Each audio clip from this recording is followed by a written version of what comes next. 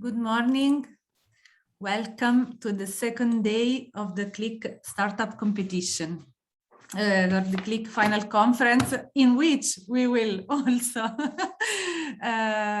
give some information about the last event of CLIC that was a startup competition. So let me introduce the program of this morning. We have a topic today that is the CLIC, that is the innovative circular business and financing models for cultural heritage adaptive reuse. So yesterday we had first day of CLIC, in which Professor Fusco Girard, the CLIC coordinator, presented the framework, the concept, the approach of the project. And we had a first very interesting day of reflection, of critical discussion regarding the framework, regarding the ideas that CLIC has developed and the tools that we have experimented with the 4 cities, enterprises, cultural organizations. So we had a first cue on what was developed by CLIC. Today we are going to analyze aspects related to business models, financing, and we will have valued CLIC partners discussing about this. We have 3 sessions. Session 1 on innovative circular business and financing models. Then we have a second session that I was anticipating on the results of the startup competition that we organized in last November 2020 with a discussion on heritage-led entrepreneurial ecosystems. And then finally, we will go into the financial matter, analyzing innovative circular financing models for cultural heritage adaptive reuse.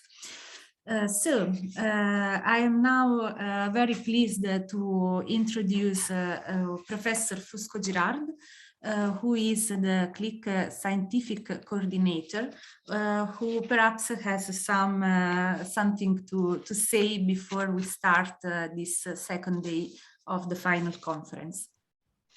No, Antonia, I have only to remember 1 or 2 diagram images that yesterday I showed to you all.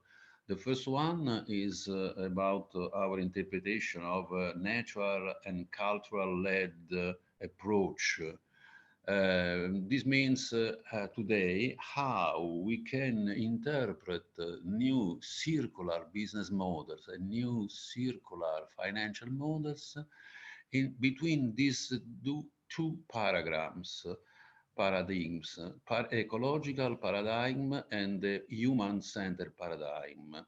And this is a very important discussion because we should become very operational for becoming useful for our local governments, public and private institutions, so that the CLIC project can become really useful.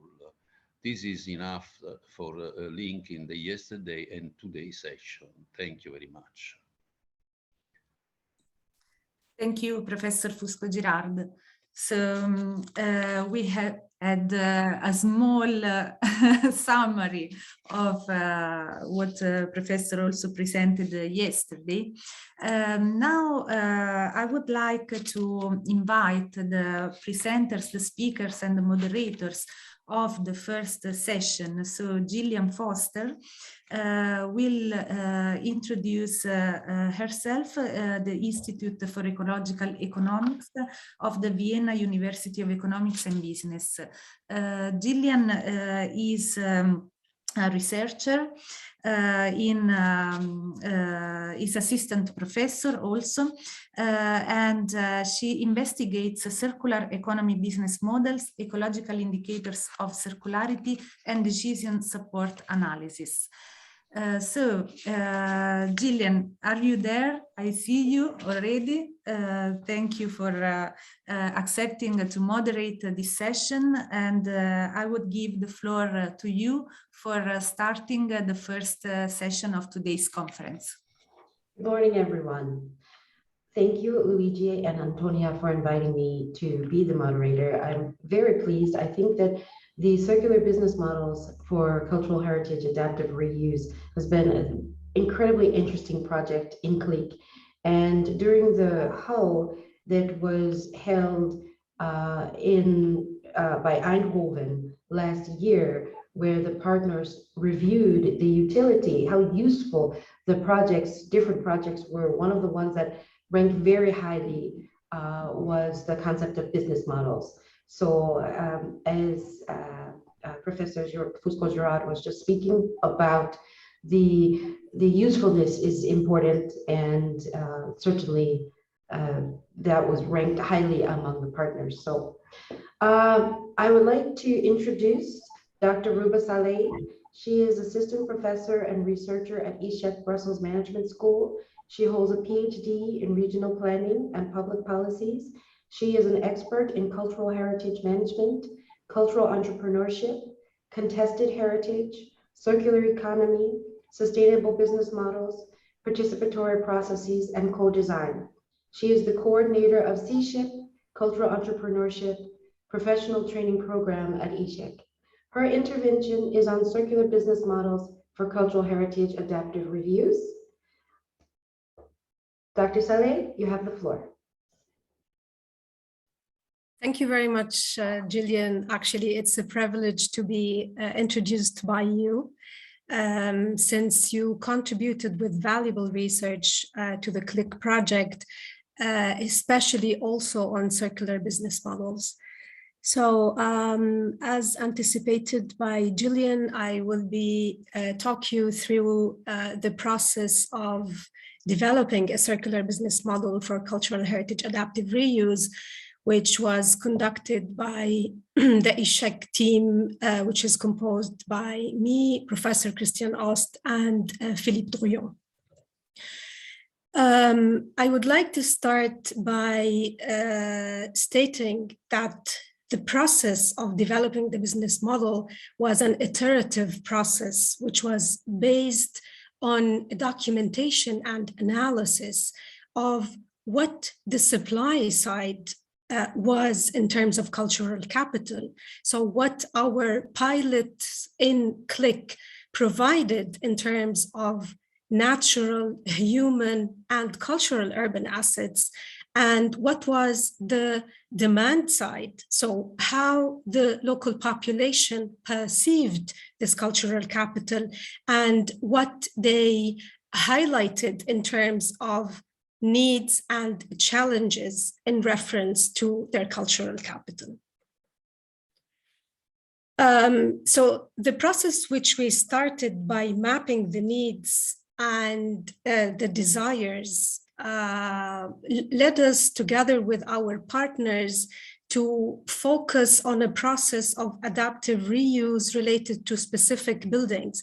So if we go back in Pages de Zwiger, I'm very sorry, Thomas, for the pronunciation, in Amsterdam, we were dealing with a micro level, so it was a building level. While in Salerno and Rijeka, which are two coastal cities, our partners identified a number of buildings. For example, in Salerno, as you can see, there is a complex of convents, and in Rijeka, there were 3 assets composed by the Rehab, the Galeb, and the Energana industrial heritage, where in Västra Jutland region, we were dealing with rural industrial heritage. We had 4 rural areas, and for the business model, we focused only on 1 asset, which was in Fingersfors. So we moved from the mapping towards a cultural entrepreneurship for adaptive reuse. And although there is no, let's say, agreed upon definition about cultural entrepreneurship, let's assume today that cultural entrepreneurship is a set of activities aimed at harnessing a cultural business opportunity. And this is exactly what we were doing in CLIC by transforming these cultural values into economic values. But this meant that we needed to introduce and inject new skills and technologies, but also make best use of innovative services, goods use, and organizational forms. And this is why the business model was vital. So as introduced by Luigi, we had three main challenges: how to reproduce and incorporate the historic urban landscape perspective, how to embrace a business model which also reflects the human-centered approach and the ecological paradigm. Let us quickly define what a business model is, and I'm going to recall the statement which the scholars Zot and Amit contributed in regards to this definition, where a business model centers on the logic of how value is created and how activities are performed by partners, suppliers, and customers at a systemic level. So we're speaking about how a firm, or in this case, a building or a site, is doing business. This is the most mainstream business model, which was the first disruptive, actually, business model canvas visualized in 2010 by Osterwalder and Pigner. However, this business model canvas generates value in monetary terms only, with no other possible values. But what about the human-centered approach, which the European Green Deal slogan is leaving no one behind? And how can a society and its related organizations address other aspects which are related to social, environmental values and cultural values in an integrated manner? This is why we started a literature review specifically on strongly sustainable business models. And we were delighted to discover and study the flourishing business model, which is based on three profit metric, which totally fulfills the vision of CLIC regarding environmental regeneration, social benefits, and economic viability. So as you can see, the main difference with the mainstream business model is that the three different dimensions of the economy, society, and environment are incorporated together. But our main challenge was to adapt this business model to the needs of cultural heritage adaptive reuse. So we started investigating what are the values which being co-created and what is the vision behind co-creation and co-destruction for heritage. What is the process? So how can we accomplish what we want by using which resources? And most importantly, for whom are we building this? And what kind of goals are we expecting, and how to evaluate how truly impactful these goals are? So this is the final results, which we elaborated, but I must say here that this result was not informed only by the literature review, but also by practice and the needs of the field. So as you can see here, in terms of value proposition, we departed from the co-preservation value of the building or the site, and what kind of co-creation values we're adding to it in terms of different levels. So if we think about the uses of the building itself at the micro level, and if we think about the jobs that it actually creates in terms of conservation works, and in terms also at the macro level of the impacts, the spillover effects it has on the area. But we also, as you can see here, included the historic urban landscape mapping and how the cultural capital is spatially integrated in the territory in terms of urban infrastructure and economic attributes. And what we also did is to not only introduce the adaptive reuse, but also to shift governance under people, because this is actually in line with the model which Luigi was showing earlier in terms of creating synergies within the site and the people, and deciding how this site should be managed with the community at large. And finally, our additional contribution was to make sure that this business model is contributing to the Sustainable Development Goals. So this is the mainstream canvas, our canvas adapted to how you usually see a business model canvas. And most importantly, so as I was explaining, this was an iterative process, which was actually a co-design process, which we conducted with our CLIC partners. The idea was to depart from a reuse idea or solution to these specific assets, and to define the territorial needs and available resources in order to make a desirable business model, a feasible, doable, but also economically viable. And as you can see, this business model canvas can be used by different target groups, including public, private, or third sector organizations, but also individuals. So if we zoom in every one of our pilots, you can see that, unfortunately, because of the pandemic, we needed to adapt a virtual, we transitioned towards a virtual mode. The workshop in Amsterdam was conducted, of course, virtually, and it was the occasion to reflect on the existing business model of our partner, Packers de Zwijger, because they were suffering a lot from the shock as a cultural center in Amsterdam. In Rijeka, we were dealing with an industrial complex, and the challenge was how to make the management of the children's house sustainable from an economic viewpoint, and what type of circular, child-friendly and child-oriented activities should take place. And as a result, 3 business models were co-designed by the participants, which, as you can see here below, are Health and Food Hub, Creativity Hub, and a STEM Hub.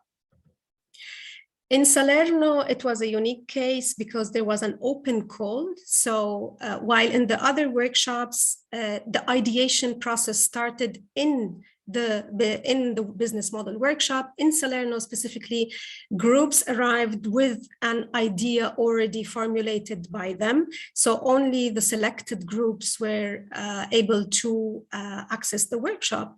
But we also, as you can see here, asked the people to group, first of all, to select what were the most important projects for the city, and then to group and work on them and develop a viable business model.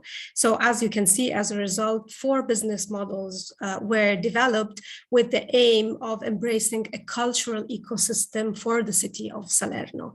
And I was very pleased yesterday to listen to Raffaele Lupacchino announcing that the city of Salerno received a grant of 8 million euros in order to start working and implementing their action plan, including the business model. Our luckiest experience was the one in Sweden, and I say luckiest because it was the only one face-to-face experience. So the workshop was addressing what solutions could be co-designed in order to make the business model of the new paper mill town ecologically and socially sound and financially sustainable. this business model, this workshop resulted with 4 business models, but the most important aspect of this workshop is the follow-up. There is a group of 4 dedicated and committed people who designed a roadmap for the 3 coming years, and they're actually working actively on implementing and testing, first of all, and implementing them towards finalizing their business model, as Vera Telemo was explaining yesterday.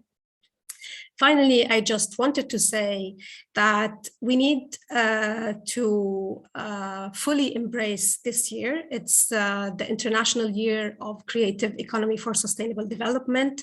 Impact investment is more and more aware of the importance of creativity, and having a viable, desirable, and feasible business models is a great way forward. Thank you very much for your attention.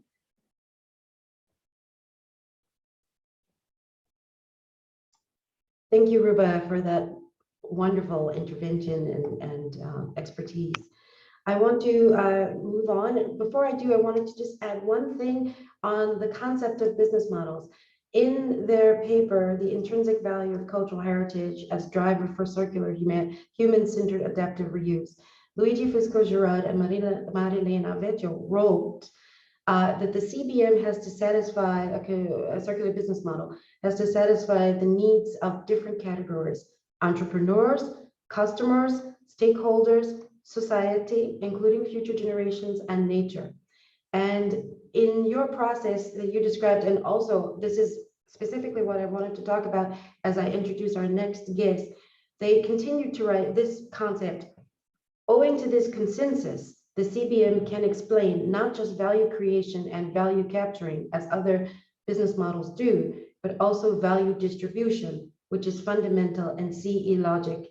And I think that our next guest speaker, Dr. Anna Domaracka, will focus in on this very important concept of how CLIC and their work is focusing on the grassroots and the social sides and the distribution of benefits. Dr. Anna Domaracka is assistant professor and director at Robert Zionek Institute for Social Studies at the University of Warsaw, head of the Civil City Lab. She specializes in urban sociology, civil society and social movements, gender sociology. She leads several international projects and initiatives concerning urban cohesion, cultural heritage, civil society, social entrepreneurship, and welfare state issues, as well as gender equality in public and private sphere. Her intervention is about grassroots circularity, essentialism, social entrepreneurship, and social impact assessment for cultural heritage adaptive reuse. Dr. Domaracka, the floor is yours. Thank you, Jillian. I did indeed have been engaged in several projects in the last couple of years, but as I mentioned before we started this morning, CLIC was definitely the nicest and the most rewarding of those. So I'm so happy to be here today and to be able to talk a little bit about what we can maybe in a grandiose spirit think about our legacy in terms of assessing the social impact of the cultural heritage adaptive reuse. Next slide, please. One of our main goals was something that's grown from our discussions with Professor Fusco-Girard, which was the discussions about the concept of intrinsic value. This was something that really fascinated us, and we were very challenged to put it into practice, to understand this concept in a more empirical way. And it was a challenge indeed, because we were trying to find a way to grasp it in a more sociological way and really be able to measure something that up to this time we only discussed as an intangible quality of a space that makes its value a little different than what we look at in terms of financial value normally. So what seems to be really important when we are unpacking the concepts of intrinsic value is that it describes the relation. So it's not only about the qualities of the place, but it's also about the qualities of people, community, and communities. So the relation is really important here. And this is something that in the literature is being called place attachment. But also there is something else that I think Luigi was often mentioning in his work, but also in our discussion, is a spirit of the place, the essence of it, something that makes it one of a kind and really important. When we are talking about attachment, we can talk about this on the individual level, but what seems to be really important is what also Magda Roszczyńska was mentioning yesterday, which is the community attachment. And this is something that we've been working on quite a lot, and we hope to really develop this type of thinking in the future. Because what we discovered is that the alignment of any type of intervention with values of people and communities on the ground is crucial for the success of the intervention. And we think it's extremely relevant, especially in case of cultural heritage interventions, when we are touching on the issues and places that are really rich in memory, in history, and in very diverse and sometimes problematic stories of people that are living in this space. So this historical weight of embodied memory is also very important, and this is something that we've been trying to grasp.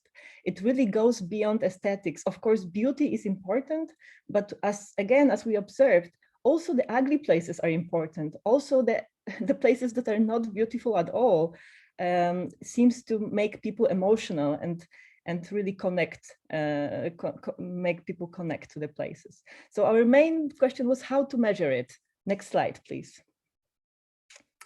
And of course, the measurement of intrinsic value is very much needed when we want to have a good planning processes, especially in adaptive reuse, because we know that it reflects the importance of place to local community, to different groups of people, and therefore it can become a framework for the human-centered transformation of urban space. We also know from different research that it facilitates the common meaning making within the community. So it enables the community to become stronger, more sustainable, more resilient in case of changes. And as such, it also generates a very complex system of both social, but also economic and environmental, as well as cultural values. And this is where we connect what Ruba was talking about, which is of course focused on the economic side of things, but there is no economy without the social importance in case of culture. So we can never talk about it in the disconnection. We always need to look at the social roots of the economic activities and why people value places or products that are connected and produced by this culture. Next slide, please.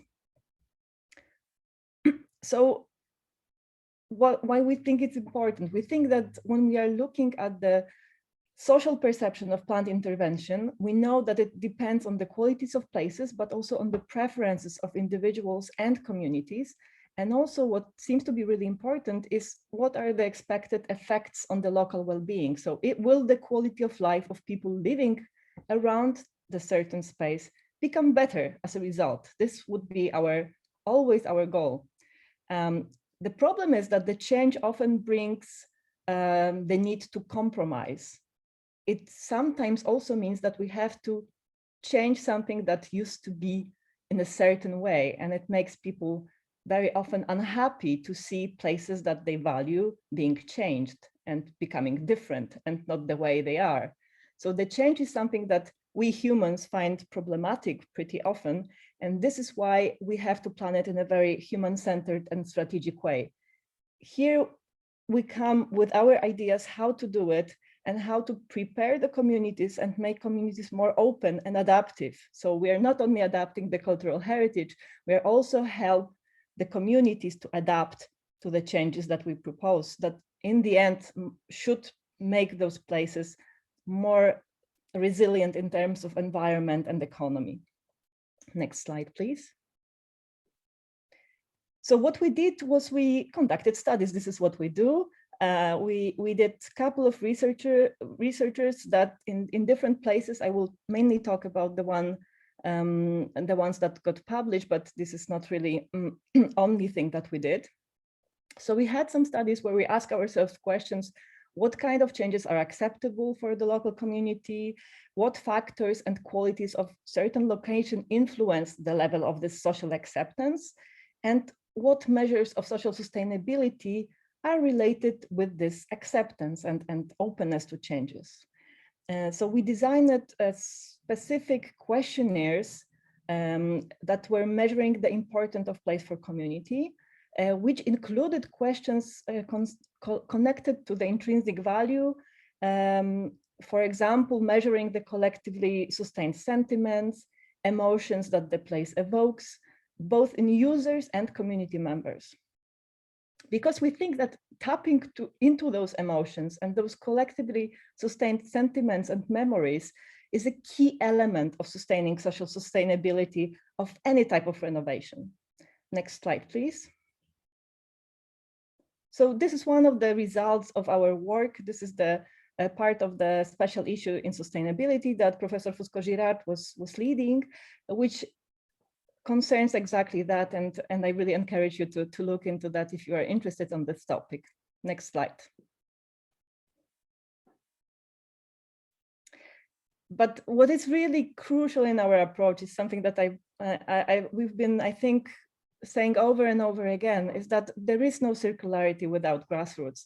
There is this energy coming from below, coming from community, from real people living in places that are being changed, is something that we often overlook. For some reason, we focus on leading the intervention, on making people happy, but we never really involve them in a very meaningful way. It's a very complicated process, obviously, but this is something that we wanted to underline again and again while working in CLIC project. Next slide.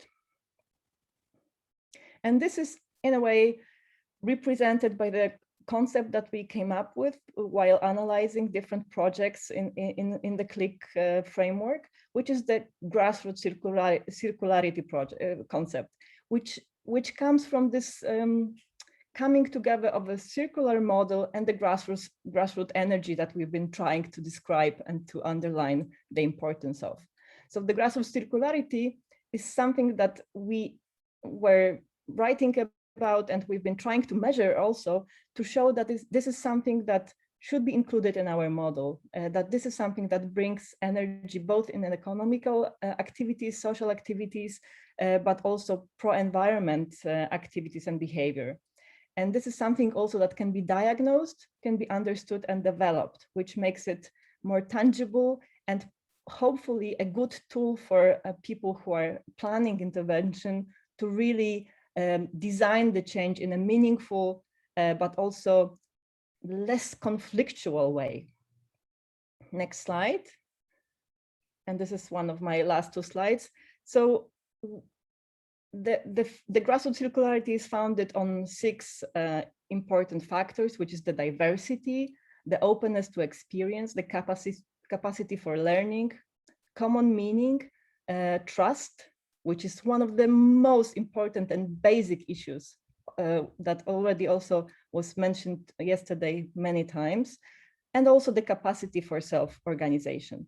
This is again something that we describe in one of our publications. So if you're interested, please let me know. I'd love to share it. And the last slide, please. So of course, the question we ask ourselves is what will happen with all the work that we did and what is the way forward?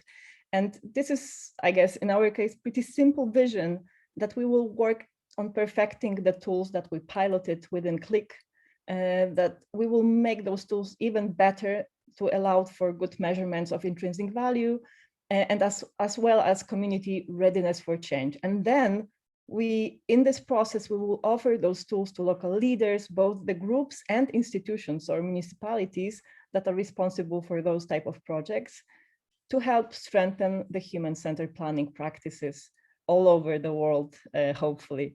And the result that we are looking forward, and this is always in our minds and seems to be our important long-term goal, is that it will help empower residents and communities and really help them become active actors, not only the consumers of adaptive reuse interventions.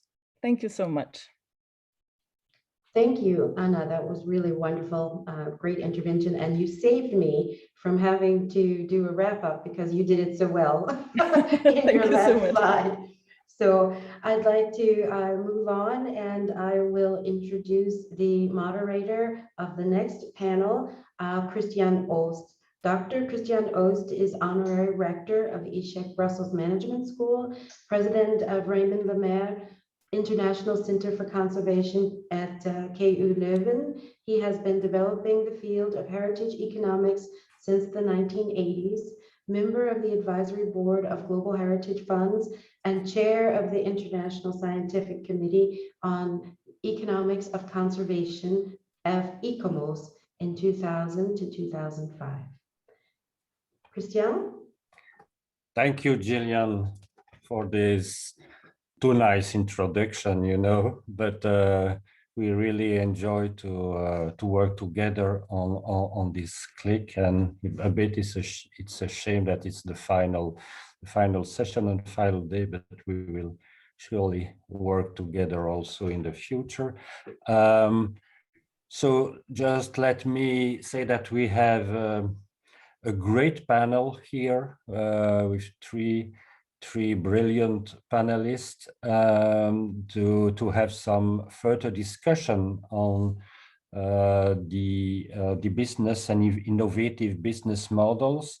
As that was very well explained before, it's important to focus on business model, not just for practical reasons, and to convince also people in the community that things are feasible, sometimes viable, and that we just need to be creative and innovative to find this model working. But it's also important to bring it in a perspective of changes. It's mostly a dynamic thing. So a business model is nothing rather than like a static process, but it's always embedded in a world that is changing, different behaviors, also in a social context that change a lot, and of course in a context of post-COVID recovery, we really feel that we need these to bring some innovation in terms of how we decide and how we manage the different things. So this is, I think, important, and that will be crucial, I guess, in the panel that will follow with some discussion or some debate about that how the evolutionary perspective can be important in dealing with this model, business model, and how important that the word innovation goes together with entrepreneurship, with also risk-taking approach, with failure and success somewhere, but also with something that can be adapted to the context. And when we speak about adaptive reuse, it's not just about, of course, the building and the cultural heritage, but it's in the spirit, I would say, and the mindset itself about the different actors. So I won't make a long discussion right now, and you will be able, of course, to ask questions through the discussion, to send me some questions that I can, of course, ask and forward to the panelists. We get 3 panelists, and I would like to introduce the first panelist, who is Dr. Pietro Verga from the municipality di Milano. So welcome to Pietro Verga. He is an international expert and advisor in local development, with a decade of educational and professional experiences in Italy, Romania, Germany, Belgium, the United States, and in urban innovative action. He's expert in local and community development strategies, nature-based regeneration approaches, circular ecosystems, innovative urban regeneration governance instruments, and Piero is currently working as the coordinator for an Horizon 2020 project, Centrino, at the municipality of Milan. Pietro, you get the floors. Thank you very much, Christian, for your nice introduction. And just let me clarify before starting that I'm part of a larger team at the municipality of Milan that is in charge of the coordination of the Centrino project, and this team is led by Lucia Scopelliti, who wanted very much to join today, but unfortunately she was held in other appointments, so I'm representing her and the municipality.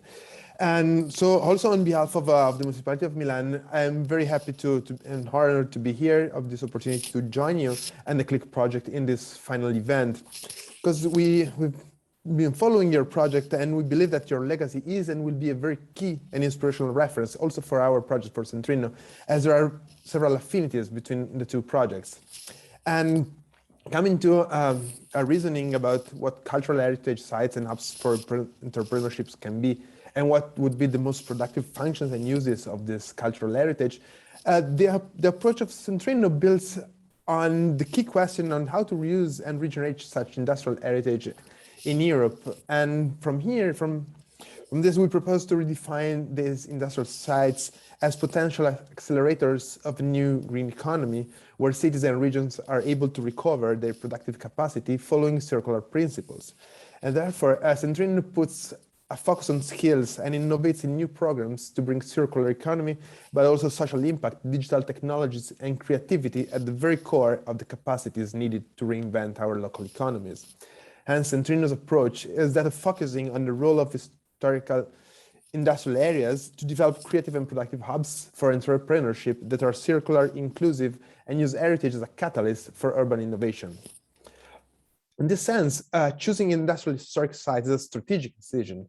On the one hand, these areas once hosted productive activities, and even though society and technology have changed through time, understanding the past of productive areas is a key to foresee the future potential of the specific context-based role of productive activities. But on the other hand, many cities, these areas underwent deep transformation processes, being places where an industrial fabric has led to the coexistence of many different land uses nowadays. And this offers a great potential to experiment with the future of productive activities in cities, overcoming what Jane Jacobs today would call the modern paradigm of land use separation, and moving instead towards a more mixed city.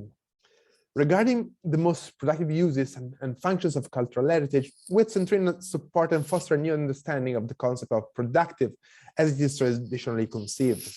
Historically, in fact, productive activities used to be polluting, incompatible with many other uses, and demanding a lot of space. But nowadays, however, this is changing a lot, and many productive activities are less polluting and more compatible with other uses and with our daily life and everyday life.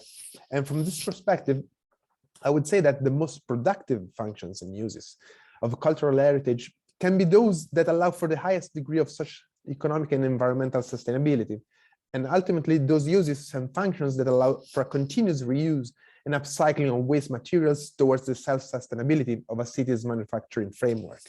In this sense, actors such as makerspaces, small manufacturers, or fab labs offer great opportunities for productive industrial processes in terms of prototyping, innovation, or connections, and even collaboration with the final user. And this is exactly what Centrino is all about: the development of fab city hubs to foster a more inclusive and sustainable productive regeneration model for industrial areas. And of course, Centrino is a learning by doing process, and its approach is now being tested in 9 pilot cities across Europe. And these are implementing actions on different fields and realms of circular, digital manufacturing, and creative craftsmanship.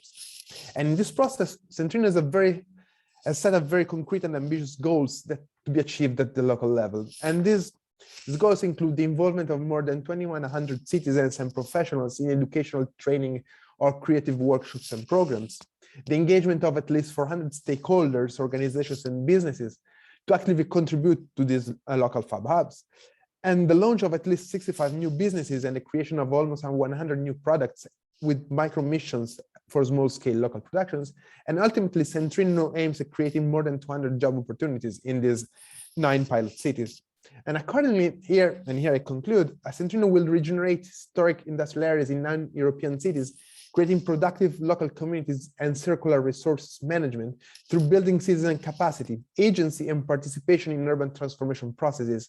And we strongly believe it could significantly contribute to set an innovative path for an urban regeneration in the EU. So thank you very much. And once again, congratulations on the great achievements of the CLIC project. Thank you very much for this short presentation, but very inspiring about the results that you get already in this study.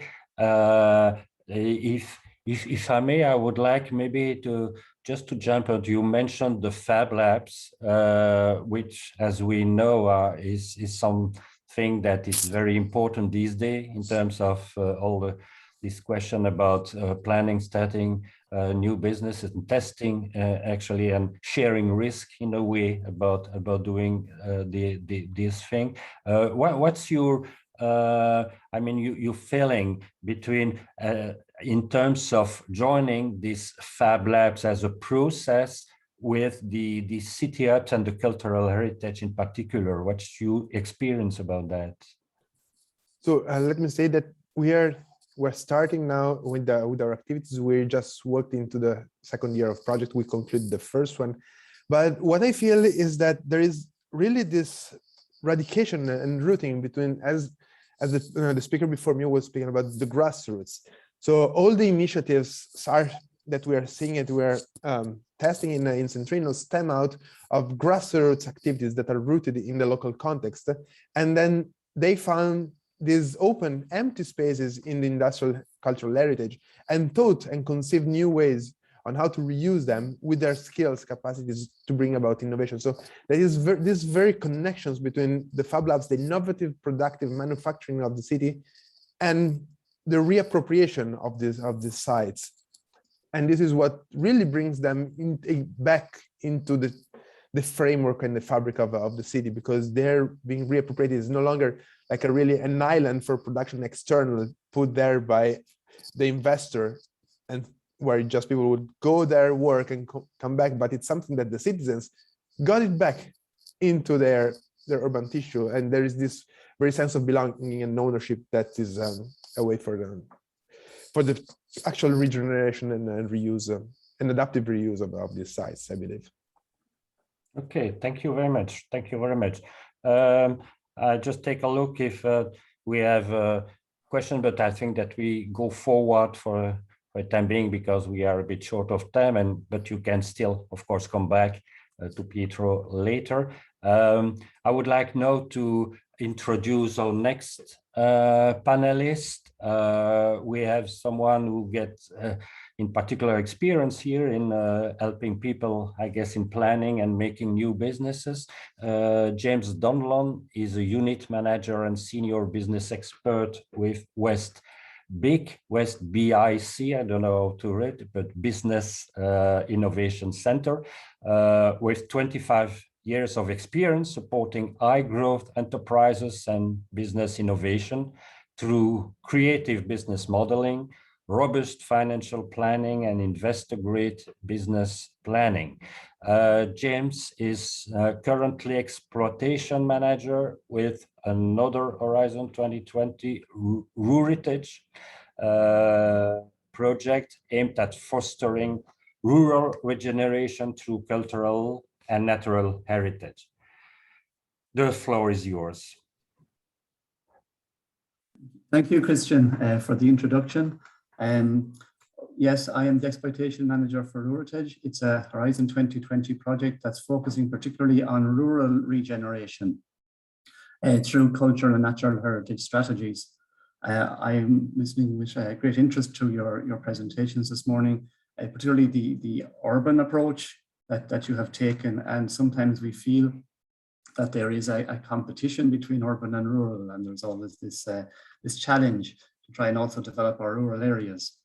And Ruritage has involves about 40 partners, plus some additional regions of cultural and natural heritage that were added to the project through various calls throughout its lifetime.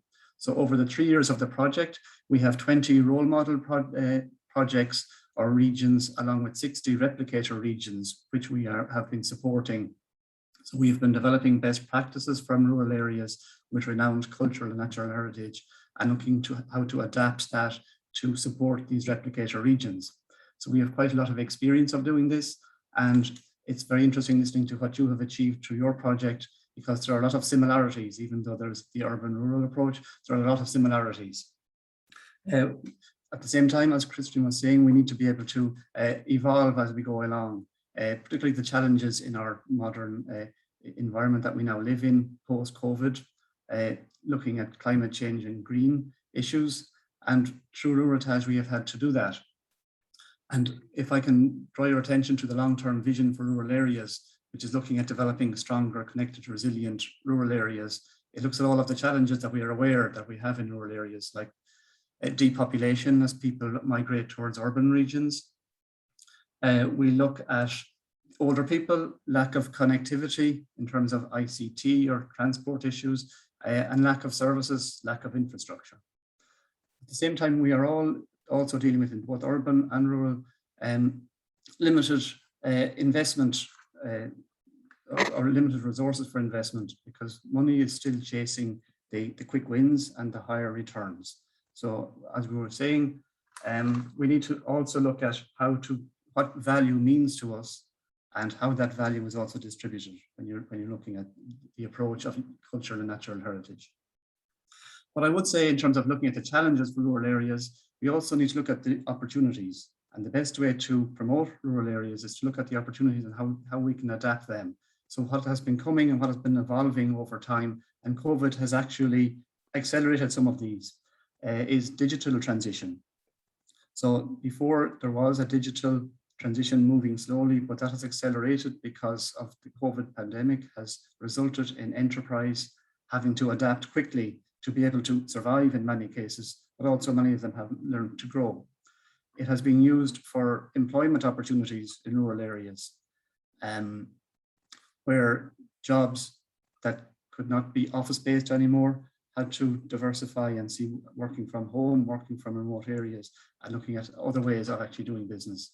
So what I would say is rural areas provide a quality of life.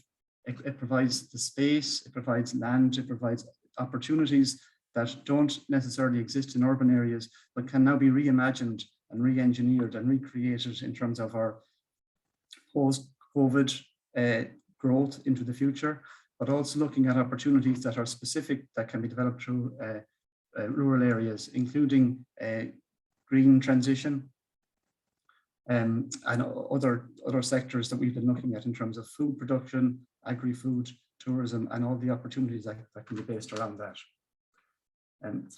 The few comments I would make, this is the slide that you see here is the approach that we've taken in Ruritage to try and for developing the cultural and natural heritage in rural areas. I have just highlighted 3 boxes in red. If we look at it, it's looking at the development path that you would have for developing sustainable growth in rural areas. Listening to your conversation this morning, the key things I would see is, the first one is stakeholder engagement. You've mentioned this a few times already, but this is about both value creation and value distribution.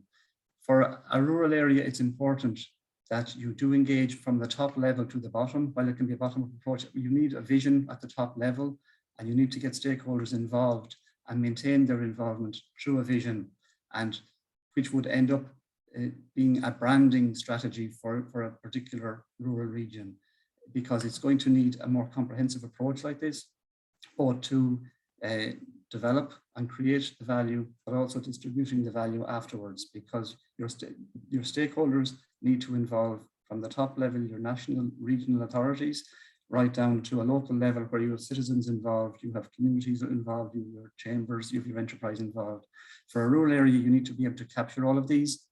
We have various tools in Eurotage that was used for this purpose. Second thing I would say is the development of hubs. Like living labs or other types of development hubs, you need a focal point for development, certainly for rural areas. This happens in urban areas as well. We have lots of innovation districts that we've come across that are well known and well renowned. In the case of rural heritage, there's also a need for the development of hubs as the focal point for activity. You're looking at some of these slides for some of the role models that we have in our project and how they have used the existing culture and natural heritage as the stimulus for developing their economies. And the economies can be directly related to the rural and natural heritage, but it also can be through a branding approach. It can develop centers of excellence in terms of attracting employment and attracting maybe other sectors to the region, but certainly attracting employment and diversified opportunities. A point that Dr. Domarowska made about place attachment, which is important in urban areas, but for rural areas, it's just as important, if not more so. And you talked about the issues of compromise and change.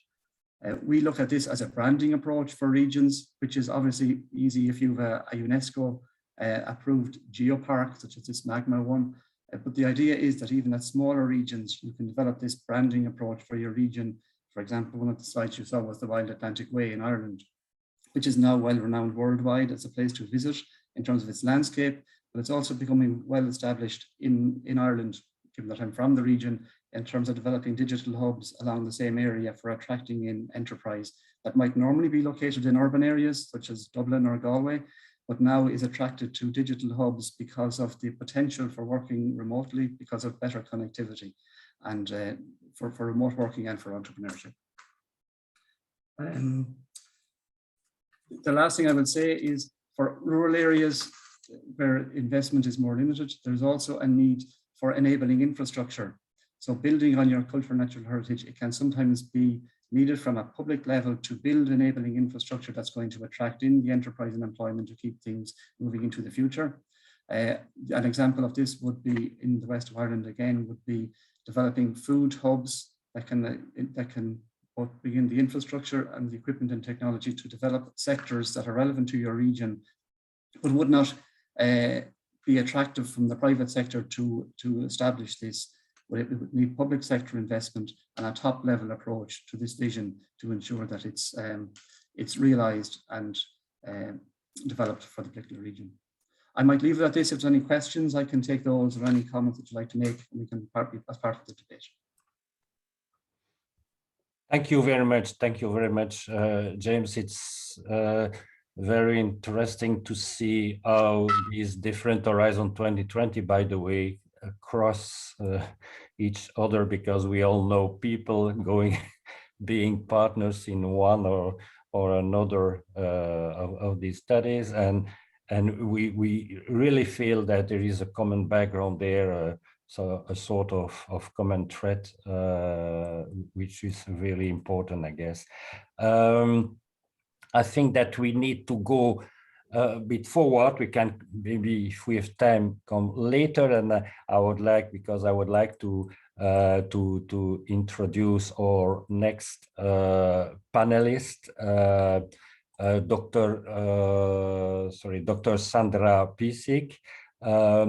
She is consultant to UN Habitat on territorial integration with a focus of urban-rural linkages at the Global Solutions Division, and a former policy support consultant on rural-urban dynamics to UNCCD. She is stakeholder and network member of several UN organizations, including UNFCCC, the Resilient Frontiers, Nairobi Work Program, Paris Committee on Capacity Building, and Climate and Technology Center and Network. So we remain with the same question about rural versus urban areas and context.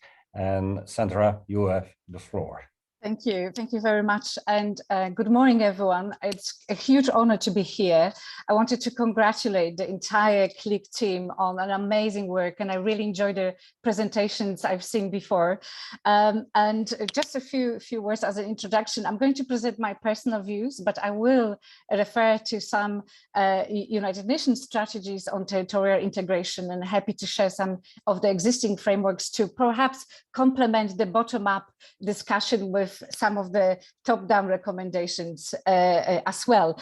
And I am an architect by training, so talking about finance it might be challenging. So I felt that I'm going to respond to the aspect of challenge to finance by talking about places where the finance or an economy can take place, which is, in other words, sort of a spatial dimension of economy in inverted commas. And the title of my presentation is Regenerative Territories, Opportunities for Circularity. And yes, territories. So just before the summer break, we had a fascinating webinar with European Commission, but also other UN entities, UNFCCC and FAO, where we discussed the aspect of urban-rural linkages and felt that perhaps the most appropriate term will be the integrated territories, because they are more inclusive, also from the perspective of circularity. And we have here a regional approach to resources, which is hugely helpful. In my mind, we could talk about resources that result from agricultural productivity, horticultural productivity, forestry, and obviously urban ecosystems. So in this concept, the adaptive reuse of the land itself, the adaptive use of a territory might open a huge and a bigger dialogue for discussion and utilization of circular economy principles, not only in buildings, but also in land, which I think is probably a way forward. And the other aspect of the territorial thinking is also scale.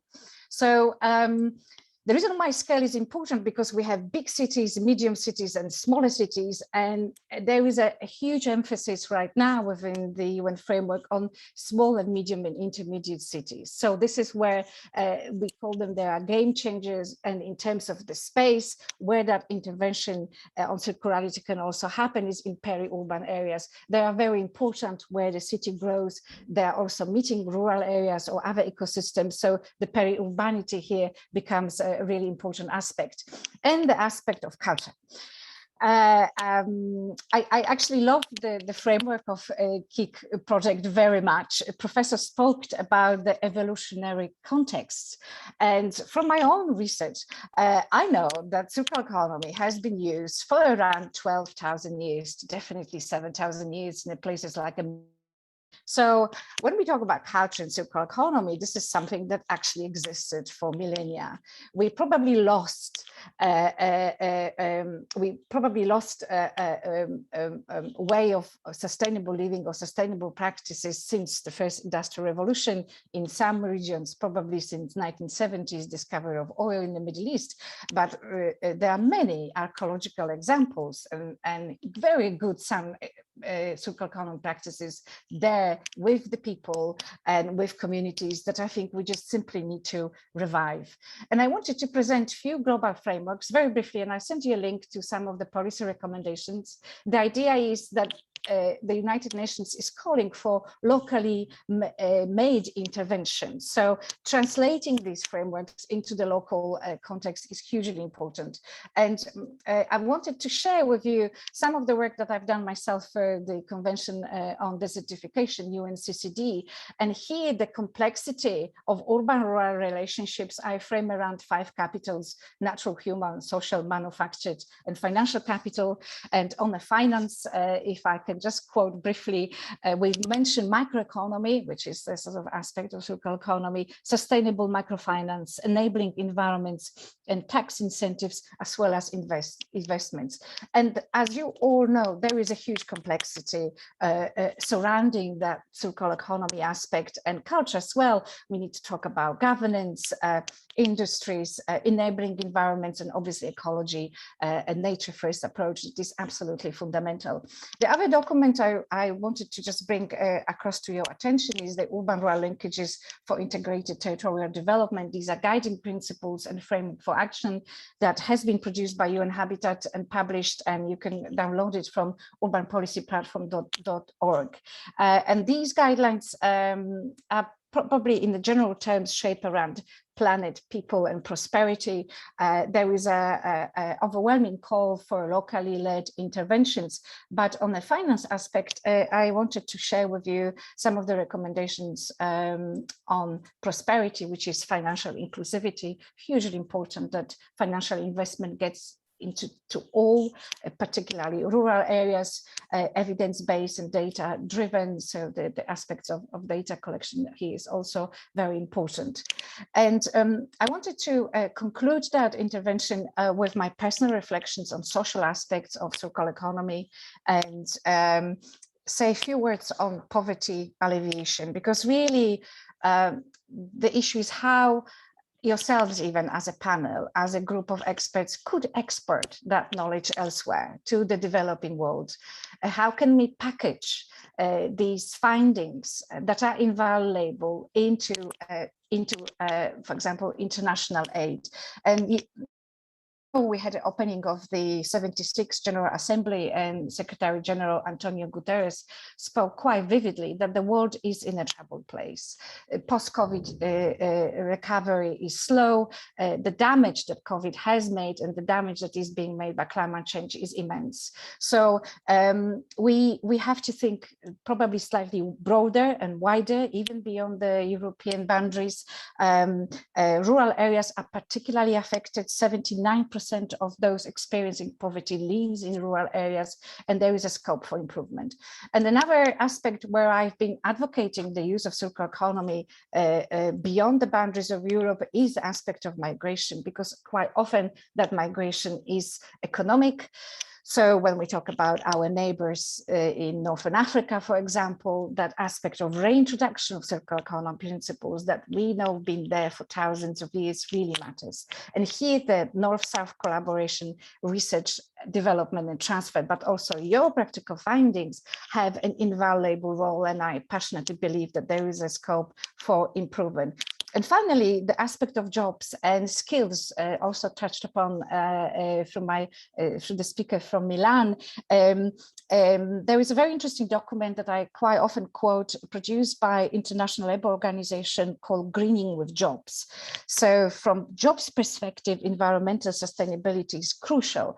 ILO expects that the global employment growth services in waste management sector could create up to 45 million jobs. So that aspect of circular economy and reuse through buildings, but also what is happening in rural areas, what is happening with agricultural waste is hugely important and generally can help. And the other aspect apart from jobs is obviously skills creation. How do we create new skills for women, for children? How do we create new skills for just transition? Right now, Europe is going through this just transition phase, particularly in mining sector, in industries. We need to retrain people, and so that skill sectors and the circular economy is actually quite important. And technology aspect, obviously digitalization. I am very interested in blockchain. I would like to see and understand how these new technologies that are overpowering or overtaking our lives can really help social good. And there are many examples that we could probably refer to. And finally, creativity. I'm very optimistic with what is happening right now in Europe with the European Bauhaus movement, bringing beauty, quoting here Europa Nostra, to policy frameworks, to the way how we could live together. So undoubtedly, there is hope on the horizon. And despite so many challenges, I wanted to leave on a very optimistic note that probably together we will be able to address some of the major challenges. Thank you very much, everyone. Many thanks, Sandra, because that was very, I'd like just to highlight two things that you said. First, to remind us that we are just a human species and that the rule was, to have a circular economy in terms of natural resources and this cradle to cradle principle. And that is really the bottom line of everything. And the the other thing is that, as you do in UN Habitat, is to address these overarching goals like poverty alleviation, migration, technology, and that we need to focus that everything that we do, of course, address these goals, which seems to be, I think, the case since that we worked here in CLIC. It's not just about sustainability; it's also about outcomes on the community and about everything that we can improve that situations. So thank you for reminding us. And by the way, we will come probably back, Antonia, in session 3 about some of the questions that you mentioned in terms of financial inclusivity, new technologies, and so on, because we will have sessions devoted to that. So I guess that we will be able to rebound on what you said in the next in the sessions at the end of the day. I would suggest, because I see, I'll look at also the time, Antonia, that you you are the coordinator of everything, that I give you again the floor to proceed with the rest of the. Thank you so much, Christian. It was great to have you with us in moderating this session. I thank all the speakers of this morning. And now I would call for a little break before we start the second session. And so let's take a coffee, let's take a tea, what you prefer, refresh yourself, and we will come back in 3-4 minutes, just after 10:15. Okay, see you in a while. See you.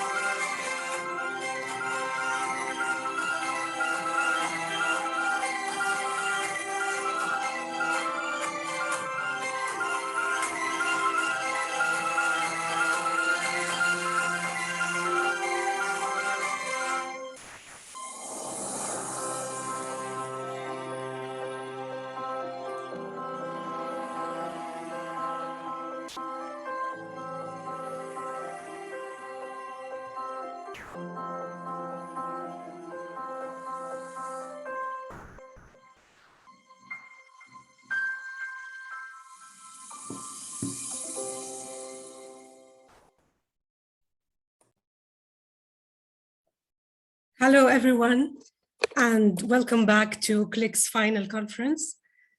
I hope you had the time to grab a coffee or collect your Amazon parcel. And I'm very pleased to introduce session number 2 about heritage-led entrepreneurial ecosystems. I will be welcoming now 2 bright colleagues of mine, and then move towards 3 inspiring panelists.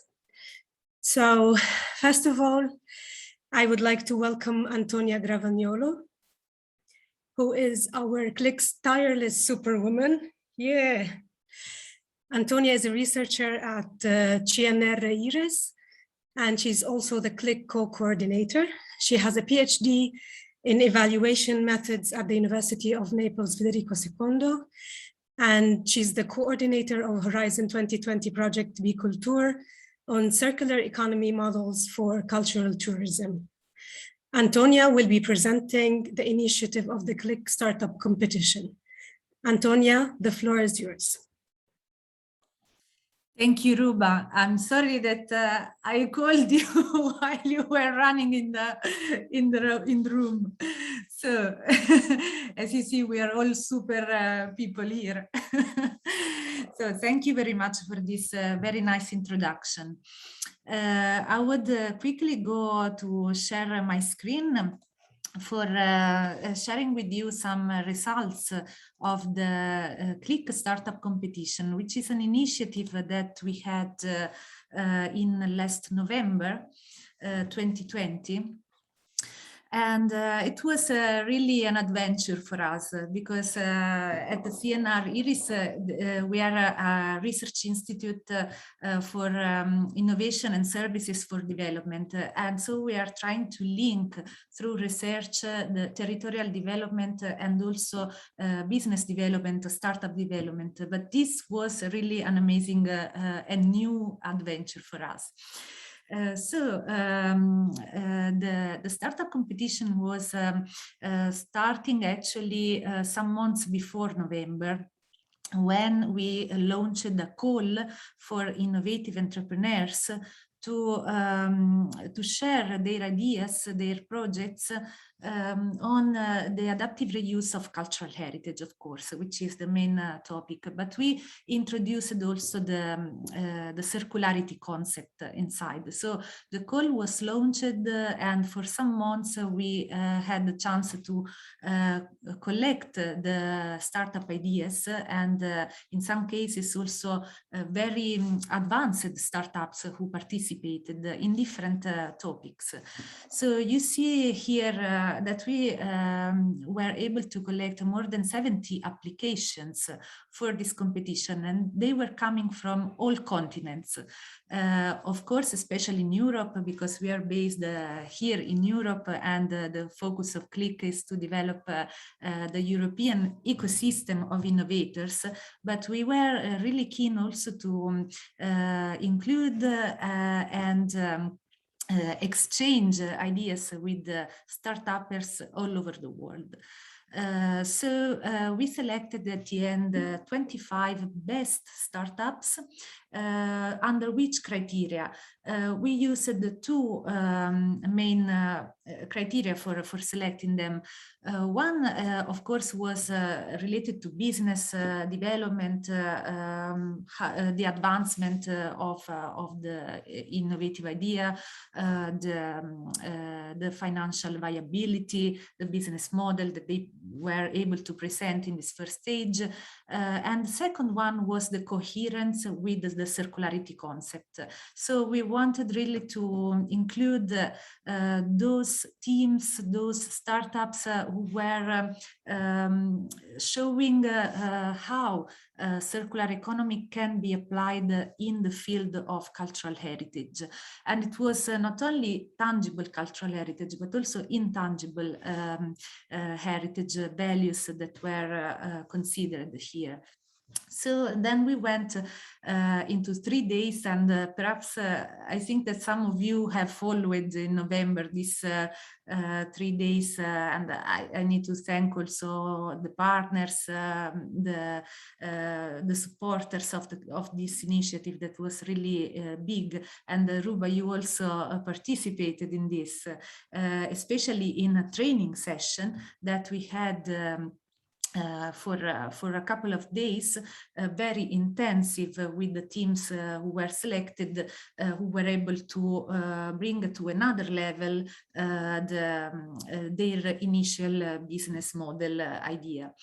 At the end, 15 finalists were presenting, and we have 5 winners, but actually there were 6 final winners, because we could not choose at the end.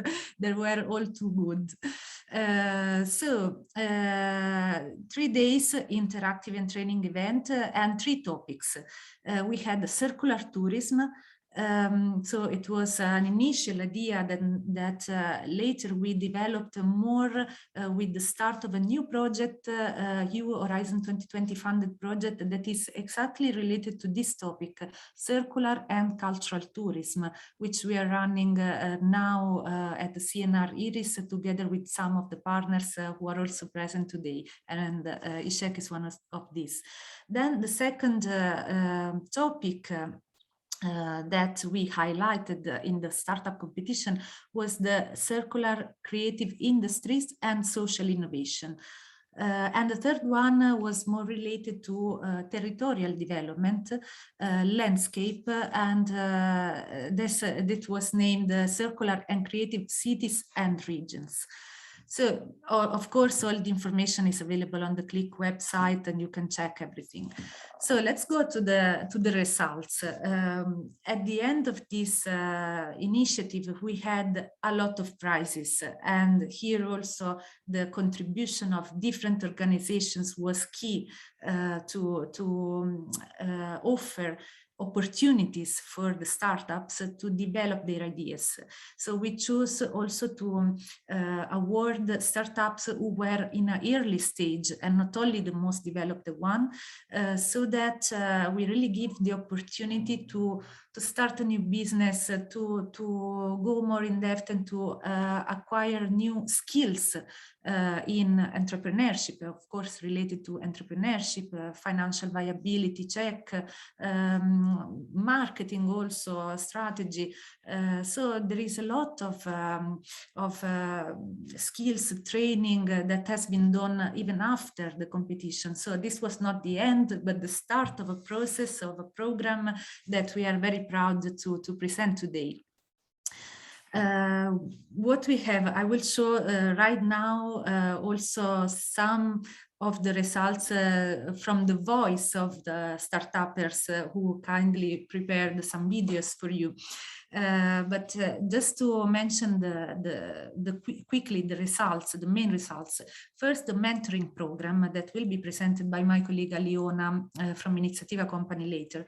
Then also, together with this mentoring program, we developed a new product, not we, the startuppers developed new products, and they were able to reflect on their strategic marketing of their ideas, branding. We developed also the website and the social media support, so you will see the advancement that have been done, and also strengthen new partnerships for enhancing access to funding, to financing for these initiatives. And of course, one of the main results is to practically embed the circularity model into these entrepreneurial activities. So this is a novelty actually that CLIC was able to bring into the heritage sector. So we're talking about heritage-led entrepreneurship. So you see some pictures, but now I would like to just share through the voice of the startuppers. Let me just go quickly to another screen sharing. 1 second. Okay. So to you.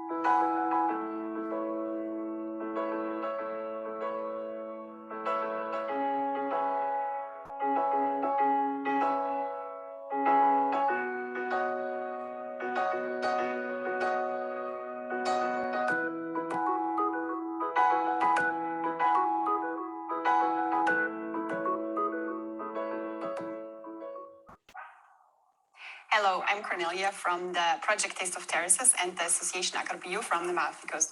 We work to protect the local landscape of the terraces of the Amalfi Coast and work for the rural regeneration of the terrace landscape and the local territory.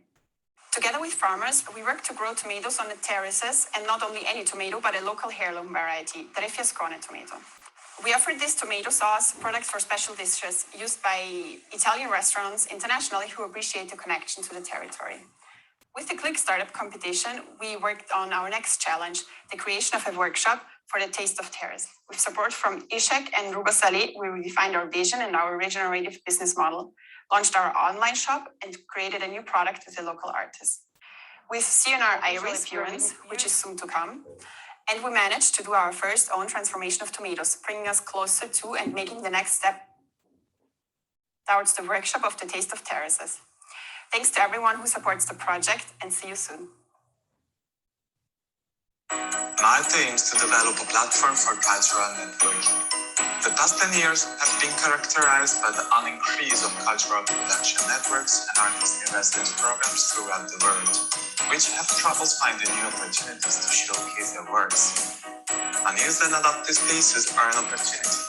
For example, in Italy alone, we have more than 6 million spaces that can become outposts for cultural dissemination to develop a more inclusive economic model for culture.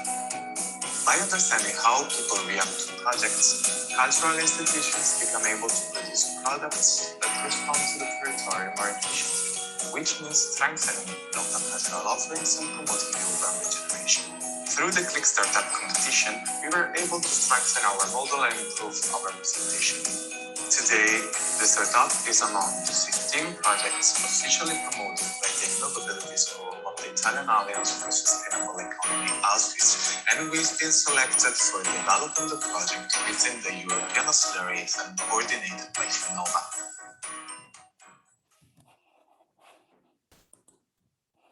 Thank you very much, Antonia, for your inspiring presentation and actually for sharing with us these videos, which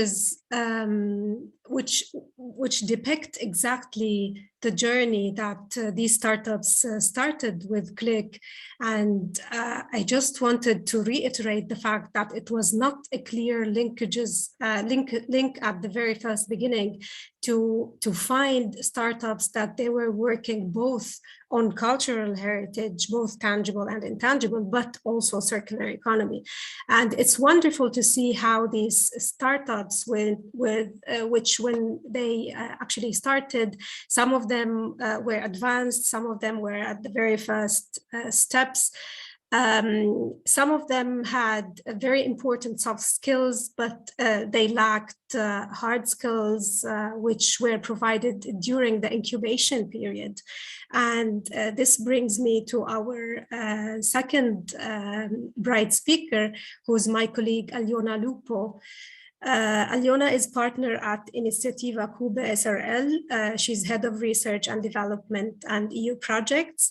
She's an expert in corporate and aided finance with specific expertise in project management, project financing, venture capital, business and financial planning, startup and scale-up evaluation and fundraising.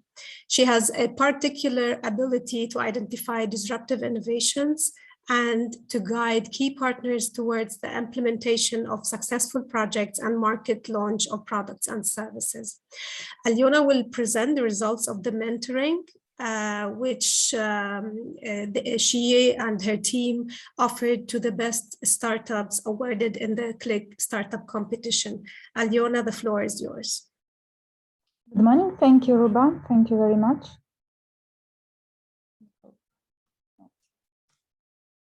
So the objective of the mentoring program provided to the winning CLIC startups was to enhance the vision and also the skills of the involved cultural heritage entrepreneurs towards a more holistic and systemic picture of their business and to support to advance to their venture.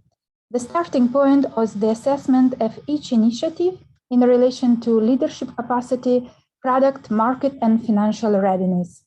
The mentoring program focused on circular business modeling, business planning, innovation and financing strategies and action plans, was based on the so-called readiness level of the involved startups. The mentoring activities were very practical and were organized through plenary sessions and one-to-one sessions. A relevant mix of methodological tools have been used also to enhance the competence of new and future entrepreneurs. We hope that this was highly appreciated. For example, we have used tools such as Business Model Canvas, Flourishing Business Model, the Circular Business Model developed by Ruba Saleh and Christian Ost under CLIC Project, empathy maps, Golden Circle, Excel tools for economic and financial projections, SWOT analysis, route to market models, competitors analysis schemes, and finally, the template for the business plan that has been then elaborated together with the startups. Each startup involved in the program has got clear ideas regarding the activities and future development phase. For example, Adotta un Terrazzamento team has developed a complete business plan with the action plan and go-to-market strategy, and the preparation of a crowdfunding campaign is starting for the project called Sound and Visual Installation for the use of multimedia content alongside the Terrast, RS, and PEPS managed by Adotta un Terrazzamento. Yamar has developed a detailed business model and business plan and was able to organize the second Palestine Festival. Domemakers has developed the business plan and several Horizon Europe calls for proposal has been identified that may allow to enhance their production process readiness level. Tourist generation has developed the business model, and several horizon European calls for proposal have been identified that may allow to support the startup phase. Restructure has developed the business model, and several horizon European calls for proposal has been identified that may allow to support also their startup phase. The startup has been launched with activities regarding the first workshop organization on an abandoned church in Spain. Nice vision, together with a startup, we have defined another approach of the mentoring program. They were more focused on the financial scouting. So we have identified several Horizon Europe calls, and now we are looking to prepare a proposal on the new European Bauhaus initiative. So I want to thank all the startups for a very enthusiastic and open to learning approach to the mentoring activities. And of course, my colleagues, Maria, Chiara, Giovanni, and Luca that have supported me during this activity. Thank you. Thank you very much, Aliona, for providing us with an overview about the incubation period. And thank you very much for your efforts and wonderful results. I would like now to move to our next panel discussion about skills and entrepreneurship and cultural heritage. This panel actually will help us rebound with the previous session, but also with the three main keywords which were launched by Sandra Pilsek in terms of jobs and skills, technology, and creativity. I would like, first of all, to welcome the three of you, Gianluca Gaggiotti, Yuke Quintens, and Igor Zacek. Welcome to CLIC Final Conference. And I would like to start by introducing Gianluca Gaggiotti. Gianluca is a research manager at the European Venture Philanthropy Association with a specific focus on data analysis and content development of research-related initiatives. Since 2017 at AVPA, he has developed an in-depth knowledge on the impact ecosystem and all the actors involved in it. Gianluca, please allow me to start by addressing a couple of questions to you. So I would like to know, as an impact investment specialist, is there a concrete interest in culture and cultural heritage? What are the opportunities for cultural entrepreneurs in this sector? And most importantly, which skills and capacities are required? Gianluca, the floor is yours. Thank you very much, Ruba, for the introduction, and congratulations to the whole CLIC team. I hope you can all hear me well. It's a great pleasure to be here today and talk about the skills and the entrepreneurial skills that are needed in the impact ecosystem to receive investment. So first of all, a very few words about EVPA, which is a network of almost 300 members based in Europe. And the core of our community is represented by organizations that by investors that adopt what we call the investing for impact approach. So you have to think about this approach as a patient and high engaged investment approach, which has three pillars: impact measurement and management. So a strong focus on measuring the impact achieved by the social enterprises.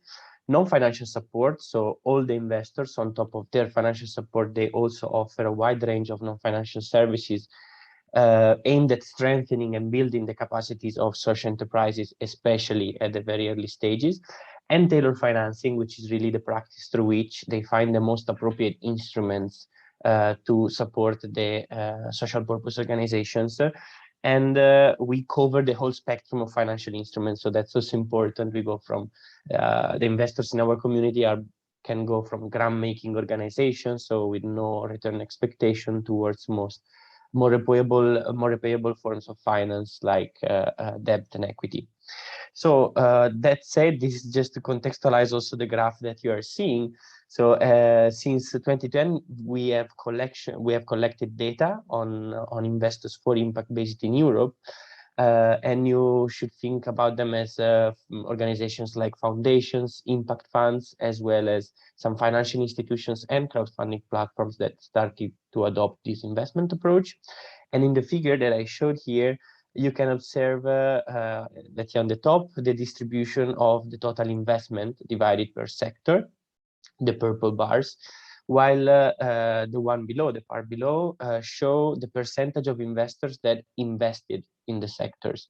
So focusing for a moment on culture, you can see that in relative terms, culture is not attracting a large amount of money because it's just 4% of the total amount invested. But what is interesting to observe is that more than a fourth of the investors supported social enterprises in the cultural sector, which means that there are opportunities for social entrepreneurs in this area to attract this source of funding. To corroborate a bit my thesis and showcase how these supports work in practice, I'd like to show and to present quickly a practical case. And if we go to the next image, that's perfect. Thank you very much. So the case features as an investor Erste Foundation, which in 2013 launched together with other organizations the Erste Foundation Roma Partnership to support initiatives that tackle the issue of Roma discrimination with a bottom-up approach and with a focus on providing and really adding value to the culture of Roma communities. In 2010, so the investee we feature is Romani Design, which was funded by Erika Varga and her sister in 2010. And Romani Design is the first Roma fashion studio, which uses fashion and design to create bridges between Roma and non-Roma. So its aim is really to break the stereotypes and to popularize the Roma culture and community in Europe. It also serves the cultural and economic needs of the Roma society by creating employment for disadvantaged Roma women and train them as seamstresses. So the support provided by Erste was both financial and non-financial. Since 2010, Erste Foundation has provided a total grant of more than 200,000 euros in several tranches. And Romani also received a loan from the Erste Bank Hungary with a credit limit amount of more than 200,000 euros. On top of this grant, Romani also benefited from EU funding to work on education, like training and workshops on Roma culture. The support provided by Erste was also non-financial, and they really were aimed since the very beginning in strengthening the organizational development of Romani Design, providing some financial training, and they also work with consulting companies in Budapest to improve their social business plan, as well as they help them with creating their website and blog, which for a design business is very important. We developed a video that I won't show here today, but I suggest you to have a look at it by clicking on the link that I will soon share in the chat. And this leads me to the last fundamental question you asked me, Ruba, about the skills and capacities that are required to attract this impact-oriented funding. And obviously, all of the services offered by Iniziativa Cube, just presented by Aliona, are crucial and very important because it is crucial that entrepreneurs start thinking about their financial sustainability in the long term from the very beginning, so that they acquire this financial knowledge, let's say. But on top of that, to apply for impact-oriented funding, entrepreneurs need also to prove a strong knowledge about the social issue that they're aimed at tackling, as well as a strong impact commitment. Another fundamental dimension, obviously, that investors are looking for is the team, and how strong is the team to deliver the impact and the activities that they're foreseeing. And what they consider as a plus is already having some notions and knowledge on how to measure and manage the impact. So understanding concepts like the theory of chain and the impact value chain also helps them attract this source of funding. Thank you very much, Gianluca. I was taking lots of notes during your intervention, very inspiring intervention, and you actually answered my 3 questions.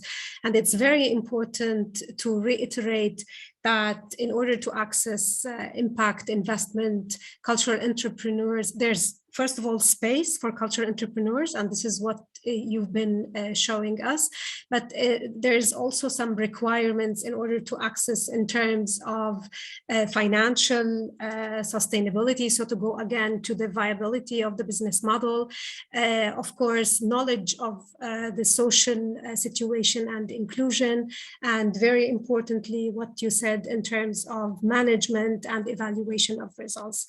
Thank you very much, Gianluca, again. And I would like now to move to our second panelist, and would like to introduce Yuke Quintens. Yuke is the founder of Wetopia, Making Cities Together, and Living Lab Moving Marseille. She's a social designer and facilitator of co-creation in cities, a regenerative practitioner, and a field expert in participatory policy making. Yuke, it's a great pleasure to have you with us today.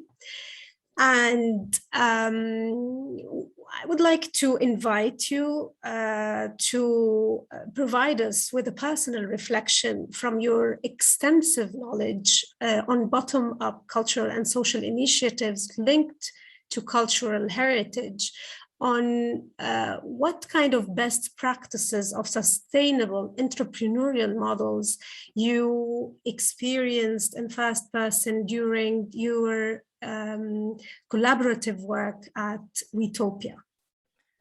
Thank you so much, Ruba. Thank you for inviting me to this great final conference. I think it's an amazing project, and I think I will be talking about some local examples as you asked me, and I think the results of CLIC will certainly help these projects in Europe and beyond, I think.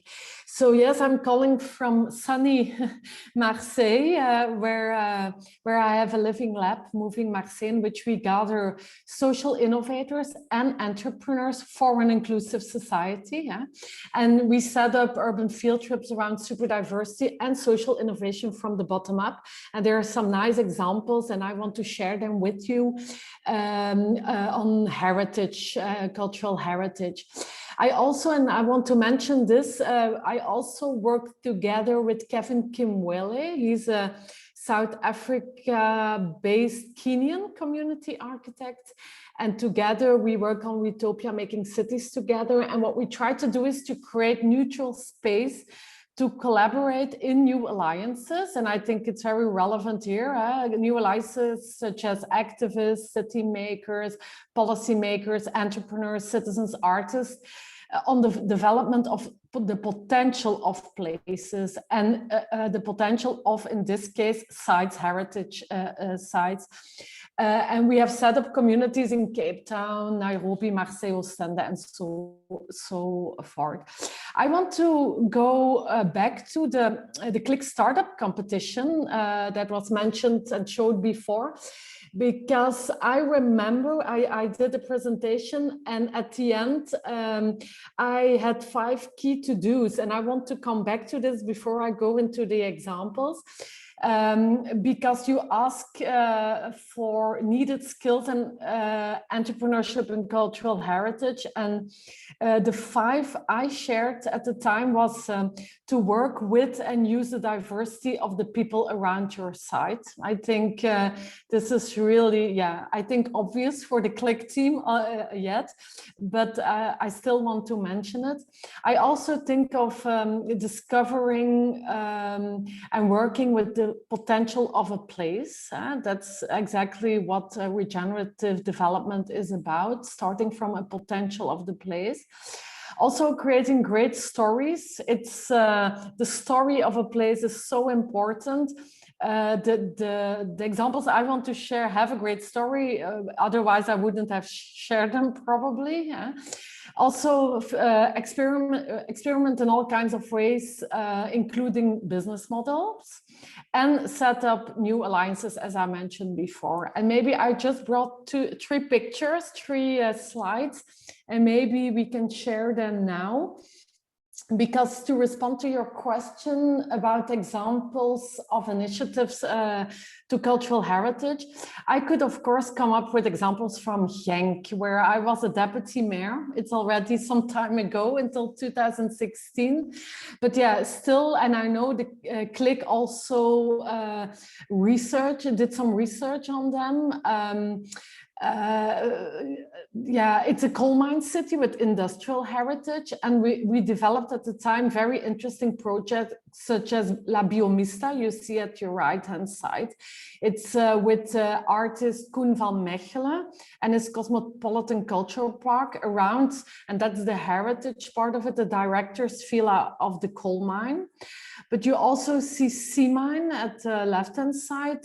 That's one of the 3 mines in Genk, converted into a cultural center, also a startup place and an events spot for all, such as cinema, so very low accessible, very accessible activities for all.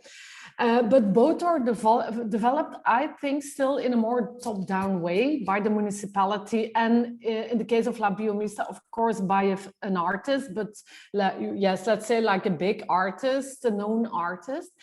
But I must say, for example, in La Biomista with Nomads Land, it's a part of the project, and there is a great bottom-up participatory part with the neighbors of the site who developed their own space of gardens, and they also guide on the site. But I just wanted to share this, but this is because this is also important.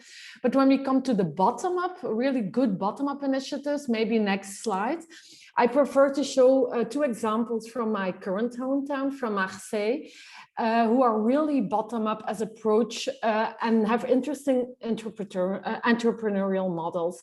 First of all, there is the heritage site of Acta Vista. And this is a great picture. This is an old fort built by Louis XIV, so 17th century beautiful top heritage site. And this is about how refugees, immigrants, job seekers do the restoration of this fort. Since 20 years, Acta Vista sets up education programs in construction for immigrants, refugees, and people with distance from the labor market. And the entrepreneurial model here is the restoration of top heritage sites with the support of public and private fundings for educational programs to serve the labor market in construction. So in this case, it's funding from the National Government of France, from Groupe SOS, but also, for example, from the Velux Foundation. So this is funding for educational programs in learning in construction. And yeah, this is of course an advantage to do the restoration of this site. Other examples, next slide please, is the idea of what we call in France les tiers-lieux, the so-called third places. Such as, for example, Coco Velten and Les Grands Voisins. You see it at the left-hand side on below. And this is about how an empty public building becomes a temporary occupied cultural hotspot with housing for homeless people. And the entrepreneurial model is the one of third places. In this case, it's Yes We Camp that takes all the costs of the empty building from the owner, sets up a program open to the public, And as an average general cost, they use the number of 150 euros a square meter a year. So this means 4,000 square meters means 600,000 euros a year. And depending on the project, the contribution of governmental subsidies is between 10% and 60%. And the rest is covered by revenues of rent, events, housing, restaurants. So this mixed approach is very important to have private income and also to have some subsidies. Another example is Parc Foresta. You see with the nice letters placed by Netflix or Hollywood letters, we always say, of Marseille. And this is Parc Foresta. And this is about how an abandoned natural site became a metropolitan park developed from the bottom up with the SV camp. And here the entrepreneurial model is the same as the previous, but the big difference is that here the owner is a private company, but the same kind of model they used. And last, and this is my last example, it's L'Épopée. You see it at the right-hand side. It's it's a very recent project. You can see the Ricard brand on it. We all like our pastis, of course, in Marseille. And Ricard is really like an important symbol. And the people from Ricard were moving to another place, and part of it to Paris. And they could have chosen to sell it to a developer and just destroy the whole site. But it's amazing 60s architecture. It's very, very nice place. So what did they do? The offices became a village of talents where everyone can become a hero. This is the baseline with synergy family, Ici Marseille, which is a makerspace, and a lot of partners. So what happened? They sold, it's a private investment. They sold the building for 12 million euros, but this is much lower than when a developer would have bought it. So also the responsibility of the one who sells the building here is also very important. And now it's a place for co-working. They rent offices. There is an investment of a lot of partners all working. And there the story comes in, a village where everyone can be a hero, a village des talents. And there is a lot of buzz created by a dynamic bunch of owners, real entrepreneurs for an inclusive society.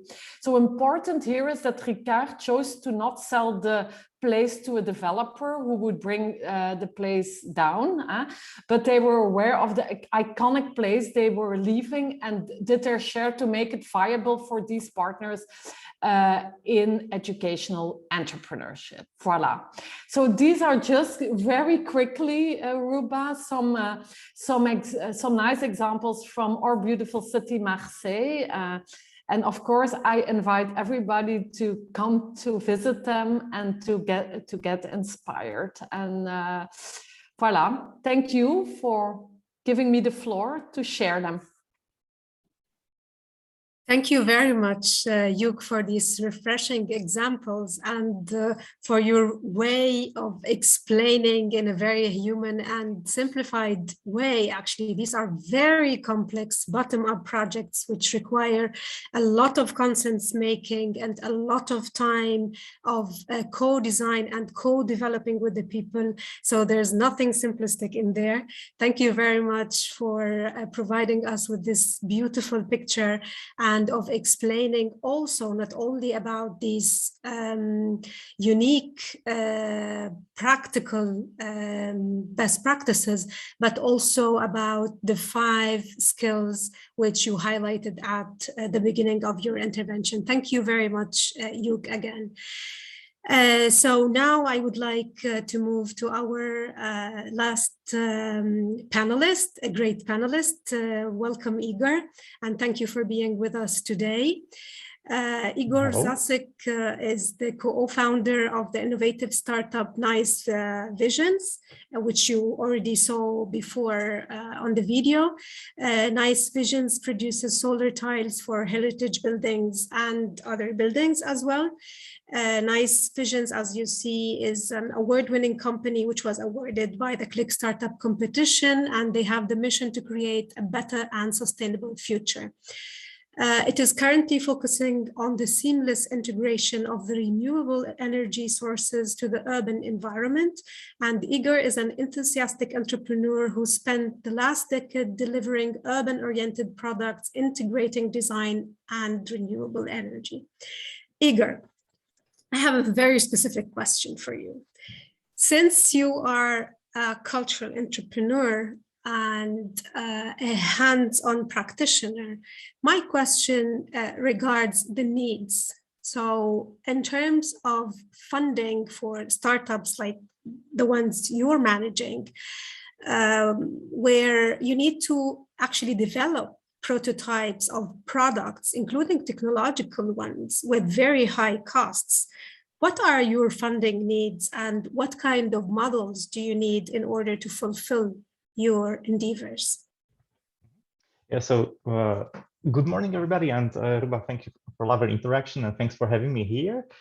So to answer your question, maybe kind of like heritage context is introducing very hard cap on a market size for every startup. And it's kind of like the one of the biggest problem with the heritage is kind of like customization versus mass. Actually, we don't need this presentation. So customization versus mass production.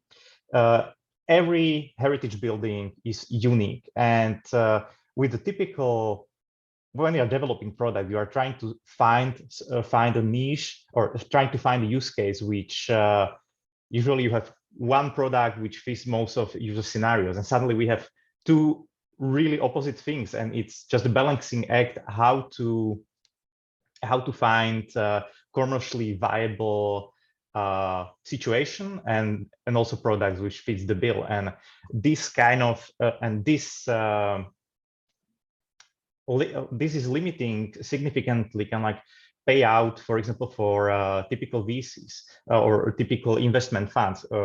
Usually investment funds, they have 7 years of exit period, and with this, and they can choose, for example, usually the software is low-hanging fruits because you have time and money, and time and money equals the software product. And if there is a problem, you just publish the update. With the hardware, especially in a heritage context, suddenly you need to build hardware. There are extremely long acquisition periods for clients, because first it's untested product, and especially in the heritage area and heritage field, when untested means decades, and really the time frame in the mental is quite different, and suddenly you have not very attractive business case for VC. So I'm kind of envision, and because this is more impact driven topic, I envision that essentially government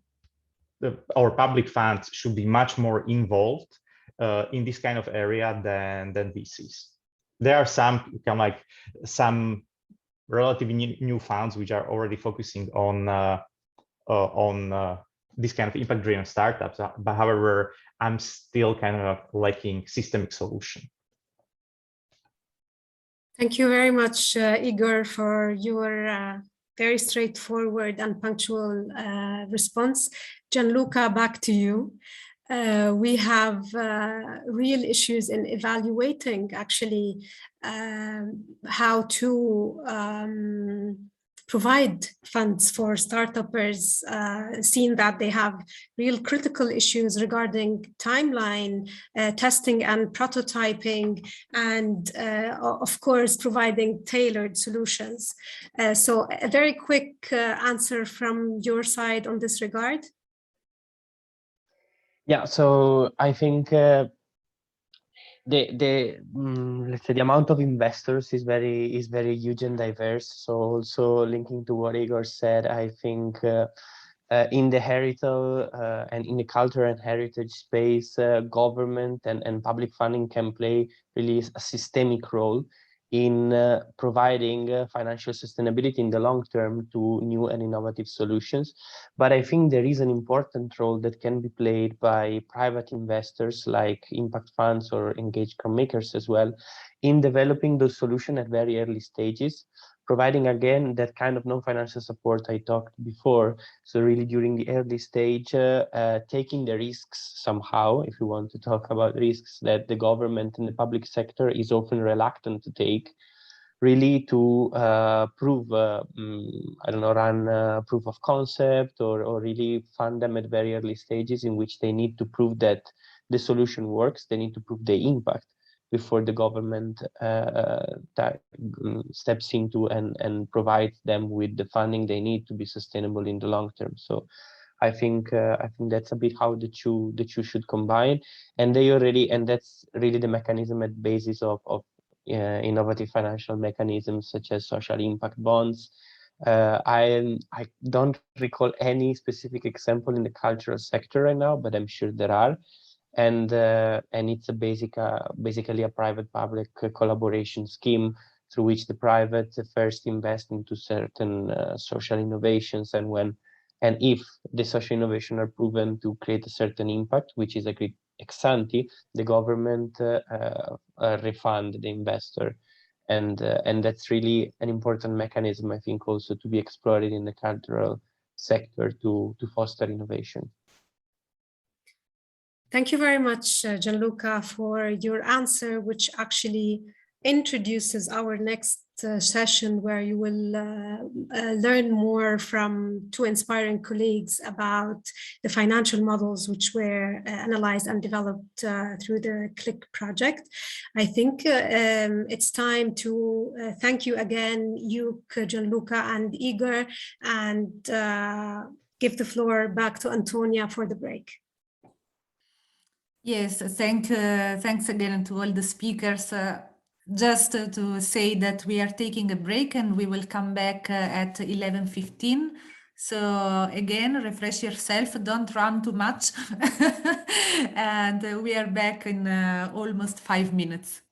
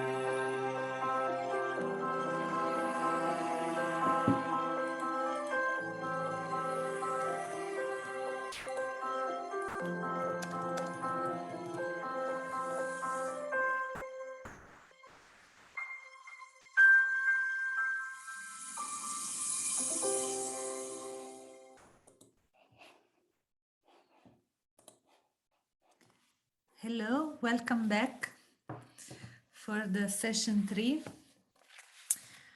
I would like to invite Professor Christian Ost as a moderator of this final session. We are coming to the end of this conference with the final hour dedicated to innovative circular financing models for cultural heritage adaptive reuse. So I leave the floor to Professor Christian Ost, who doesn't need a presentation anymore and is very well known by all of us. And Christian, the floor is yours. Thank you, Antonia. Welcome to the session number 3. I would like to say that we developed this morning, you see these 3 different models that we put emphasis on it during the CLIC project, the business model, the governance model, also the financial models. And I would say that the financial model is maybe one of the most difficult of the 3 because there is, well, as former dean of a business school, I can tell you that sometimes the financial department is the more, how can I say that, striking or prominent department in an institutions, but also sometimes the most misunderstood by the community, or by, especially if we speak about the cultural and the artistic community, there is often a sort of reserved attitude towards the financial instruments. It can be very technical and also sometimes can be misunderstood. So I would say that in a session of finance, we would stress us on not just the fact that it's about collecting resources to make things possible and to cover some of the costs, but it's mostly about identifying the stakes of a project, to look at the stakeholders and to realize that if they are stakes and they're well understood, there are also rewards to the different stakeholders and a way to manage these stakes in terms of economic resources. This is what about, to me, financial instruments are aimed to do. And I must say that we were very, very lucky in CLIC because we had people who were able to make this communication, difficult communication, and to convince the cultural community that there was place for innovative and adapted financial instruments, being inclusive, being able to finance sustainable objectives and so on. And this is what we had in CLIC. So I will give the floor to the two partners, I would say, or the persons who really made a difference in the CLIC project about these financial issues. And I will start with Tracy Pickrell. Dr. Tracy Pickrell is lecturer, research supervisors and assessor at the TU Dublin, Technological University of Dublin, since '92, specializing in real estate investment and development appraisal, cultural heritage and climate change. She's expert of Irish and European heritage funding policy and legislative development projects. So she knows, of course, she's CLIC very well. She was partner for an important delivery and package, a work package in CLIC, and she's going to present in, I would say, maybe 15 minutes, I guess, how she conducted in CLIC this question about hybrid financial instruments and investment leverage enablers for the adaptive reuse of cultural heritage. Tracy, you get the floor. Thank you, Christian. TU Dublin had the good fortune to join the CLIC project to deal with the challenge, how can capital serve people and not the other way around? Next slide, please.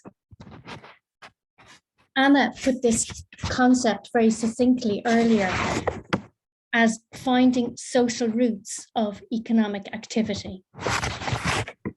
Cultural heritage adaptive reuse involves long-term investment horizons that exclude many grassroots communities and historic landscapes from traditional capital market investment flows. To counteract financial barriers and trade-offs between value judgments, dysfunctional extractive capital market structures need to evaluate value creation and co-creation models to recycle capital in tandem with valuable cultural assets.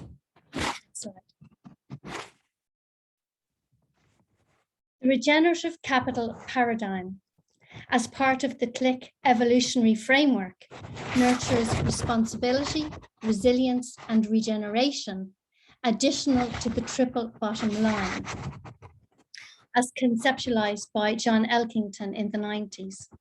And as Sandra pointed out earlier, the term profit really has been replaced by prosperity, people, planet, prosperity. Regenerative capital is about connective human infrastructure and aligning the motivations of communities and investment leverage enablers to protect people and ecosystems in parallel with valuable cultural heritage resources. Tracy, sorry, there is some noise. I don't know why. Yeah, perhaps some sheets. Okay. Sorry. Okay. Next slide, please. The Panoptic Toolkit provides a blueprint of umbrella categories designed to aid decision-making and capital allocation for cultural heritage activities by pooling diverse investment leverage enablers into multidisciplinary collaborative fund structures and blending financial and non-financial instruments in tandem with intentional, measurable impact returns. Next slide, please. Understanding the financial landscape is as much about understanding the motivations of investment leverage enablers to engage as about the financial instruments themselves. Financial instruments such as grant and endowment, tax, debt, and equity instruments are not new and have a long association in traditional capital market structures. What is new in the context of cultural heritage is blending these financial tools with non-financial place-based tools, such as real estate tools, regulation, risk mitigation, impact metrics, capacity and resilience building, and digital tools, such as the CLIC Facility Live platform that we heard about yesterday.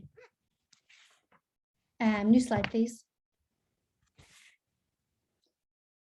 The CLIC Toolkit supports a holistic approach to landscape regeneration, including blended and recycled financial instruments that are optimally designed within for-profit, non-profit, and hybrid fund structures and circular business models.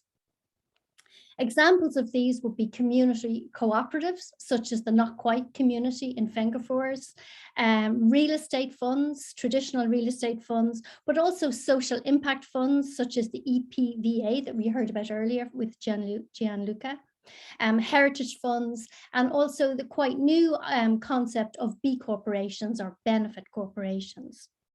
These financial instruments can be aligned with master planning strategies such as pooled procurement strategies involving different types of partnerships, PPPs, and joint ventures and public asset corporations, and also land value capture finance strategies, such as leveraging assets, betterment levies, and tax increment financing. Also, it's important to align climate adaptation and energy infrastructure strategies within funding, within the funding strategies, such as district heating systems, smart monitoring technologies, heat wave and flood management, and so on. Next slide, please. Different financial instruments carry different levels of risk in the marketplace. It's important to remember that market risk and impact risk may differ, and failure of a financial instrument can adversely affect vulnerable communities. Circular finance is a design process where tool design and stakeholder knowledge enable financial intermediaries to identify, target, tailor, and time financial instruments to leverage climate resilient, virtuous investment flows. Of course, tool choices vary in geographical and political context. New slide, please.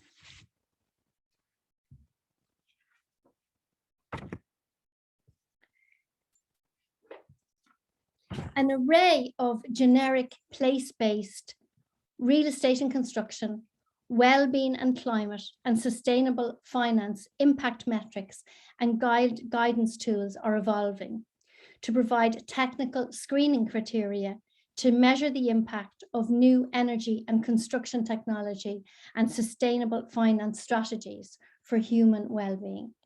I won't go into these today, but they're all described within the deliverable.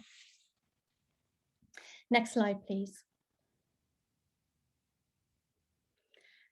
Evolving societal awareness and circular mindsets demanding exponential human prosperity will drive reform for regenerative capital markets. Human-centered capital market reform will entail rebooting short-term profiteering investment structures, blending hybrid financial and non-financial instruments, recycling capital within patient revolving funds. And we have the benefit that we can mirror the innovative EU funding structures that have come online in the last number of years. Enabling collaborative and co-creation partnerships, mainstreaming intentional impact metrics into the mainstream capital markets, and aligning shared goals within connective network infrastructures. Next slide. As Hugo mentioned yesterday, cultural heritage is a key asset in the circularity process. From a finance perspective, there are three main precursors to justify investment leverage in cultural heritage activities. Firstly, cultural heritage must be defined as an asset class to enable true impact metrics in the future. For example, technical screening criteria within the EU Sustainable Finance Strategy just refers to generic construction and buildings. Similarly, the GIN metric categories include an array such as real estate, tourism, community development, energy infrastructure, and arts and culture. So it's difficult to pull out and pull out the stats or the trends or benchmarks specifically for cultural heritage adaptive reuse. The second precursor is relating to energy metrics. Energy metrics must acknowledge whole life carbon, including embodied energy within historic structures, in addition to the usual operational energy. Until this happens, new build construction will always look more viable from a financial and environmental point of view over adaptive reuse of cultural heritage. And finally, all funding strategies, EU, national, regional, and municipal, must be aligned with quality, conservation, and energy principles, as we see in the ICMAS quality principles. Next slide.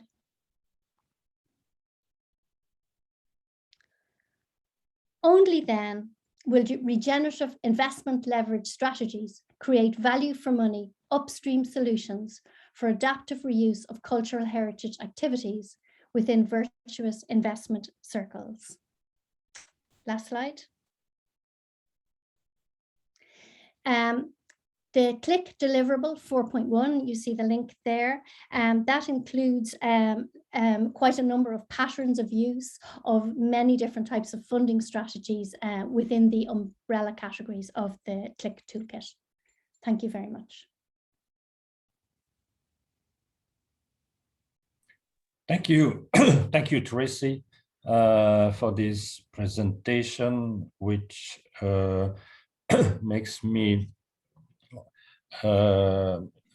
remember that how many instrument tools that we have and that we still need also to disseminate maybe the knowledge about the thing that we test everywhere, so much innovative tools and hybrid system. And by the way, also about metrics and benchmarks, that is really something inspiring to reflect on, and maybe not too well known by maybe the community, the actors, the economic actors, and of course the cultural community too. And also because you focused on the importance to go beyond the simple distinction between public or private, let alone the PPPs that today we can be also reconsider by looking at the economy of commons and the fact that we are no more dealing with something either private or public, but something in between that requires some new kind of partnership. And I think that everything there is among the different tools that you present. Thank you for that. And I would like, if you agree, move on to our next speaker. You know, one of those, because Aliona Lupu has spoken this morning, early in the morning, about. But we have also, I would like to welcome Ivo Allegro, and they work together on also these innovative financial instruments. Both are partners, and Ivo is CEO also in this Initiativa Cube or Cube SRL, which more than 20 years of experience in corporate finance management and processes control, EU structural funds, by the way, local development, and, as I said, public-private partnership. Aliona, just to remind you, she is an expert in corporate and aided finance with specific expertise in project management, project financing, venture capital, business, and financial planning. So you see that all these, I would say, financial questions or topic are covered there, and they will, I don't know who's going to speak first, but they will present so the CLIC proposals that they contribute to for innovative circular financing instruments for the adaptive reuse of cultural heritage. So I give you both the floor, and you can start anytime. Thank you very much, Kristen. I'll speak today. Together with Ivo Allegro, we have tried to concentrate in the development of very specific financial mechanism for adaptive reuse of cultural heritage based on the, let's say, almost the whole framework behind CLIC project.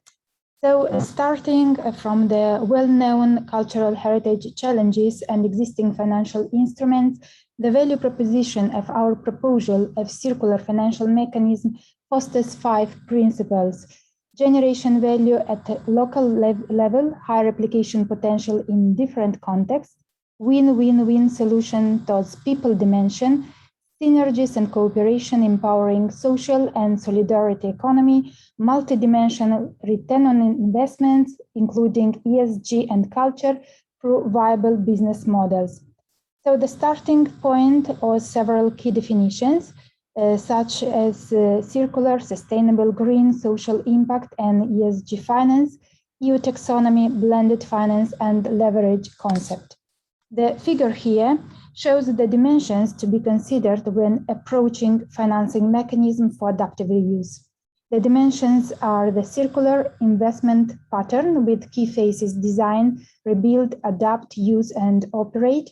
The capacity to generate sufficient cash flow to cover completely or partially investments and running costs. In the case of adaptive reuse, it is possible to have cold, lukewarm, or hot initiatives. And the last dimension, the capacity to generate the expected risk and impact-adjusted returns. In the case of adaptive reuse, it is possible to have project generating market returns, social returns, or social and market returns. So based on these dimensions of an adaptive reuse investment, different types of sustainable finance can be used. This is the overview of the 3 circular financing mechanisms proposed under CLIC project. The circularity is intrinsic in each instrument because of the use of proceeds and intentional impact adopted approach. All the instruments are meant to progress towards the Sustainable Development Goals under a human-centered perspective. Last but not least, the instruments can be used independently or in synergy, also supporting each other. The investment readiness facility can enhance project maturity of hybrid PPP or the investments to be funded through the revolving circular impact fund. The revolving fund can finance projects under hybrid PPP arrangements. So it's all about circularity. PPPs are a very useful mechanism in achieving the Sustainable Development Goals, as stated by SDG 17, also with regard to the adaptive reuse field. The traditional concept of PPP combines 2 contrasting objectives. Public sector aim is to provide maximum service to community, whereas private sector objective is to maximize profits and returns for its shareholders. In a PPP, it is expected a perfect alignment of public and private interests for the best value for money. This depends on the appropriate risk sharing between parties. In practice, the economic optimum diverges from the social optimum for many reasons. The intersection of the 2 values can be achieved by including specific mechanisms to align economic factors with social, environmental, governance, and cultural outcomes. In one word, creating cultural shared value for all stakeholders, including also people dimension. Indeed, People First PPP's principles developed by the United Nations are one of the facets of our hybrid PPP approach. So for successful adaptive reuse PPPs, it is important to involve citizens through activities such as public consultation, citizen service, web-based forums, and so on at different stages of the process. Despite recent growing interest of stakeholders in achieving impact, there is currently no mechanism to monitor the impact of adaptive reuse investments. The need of such mechanism is fostered by many driving forces. Thus, the other facet of the hybrid PPP approach is to boost the need to assess the extent to which an adaptive reuse PPP leads to positive, measurable, intentional, and tangible impacts. So we suggest the use of the impact measurement framework developed under CLIC Work Package 2, that shall assist public authorities, financial intermediaries, private companies, and nonprofit organizations in the evaluation of an adaptive reuse PPP. 10 indicators categories have been developed based on regenerative, symbiotic, and generative capacity underlying the CLIC project framework. The impact measurement framework is also coherent with the principles of the United Nations People First PPP. In this perspective, public administrations can introduce specific outcomes and indicators in their competitive tenders, monitor the sustainable adaptive reuse investments, and introduce pay-per-results schemes. The second instrument is the investment readiness facility. Investors in adaptive reuse require good information on costs, benefit, impacts for investment proofing and decision-making. Both the availability and quality of data on adaptive reuse costs and benefits should be improved in order to attract the whole spectrum of potential investors. Indeed, many projects are not being undertaken, not because of lack of financial resources, but rather lack of mature project pipelines. The investment readiness facility will have the aim to bridge the financing gap for circular adaptive reuse investments by supporting all activities necessary to prepare viable projects and mobilize the necessary investments. The investment readiness facility under the form of grant can be implemented at different geographical scales, European Union, national or regional. At EU level, the European Commission and its partners, such as EIB, European Commission agencies, can manage the facility, while at national and regional levels, the investment readiness facility can be managed by the public authorities and funded through dedicated European structural investment funds. The investment readiness facility should take into account both the physical interventions for adaptive reuse as well as deployment of circular business models in the specific adapted cultural heritage assets or area.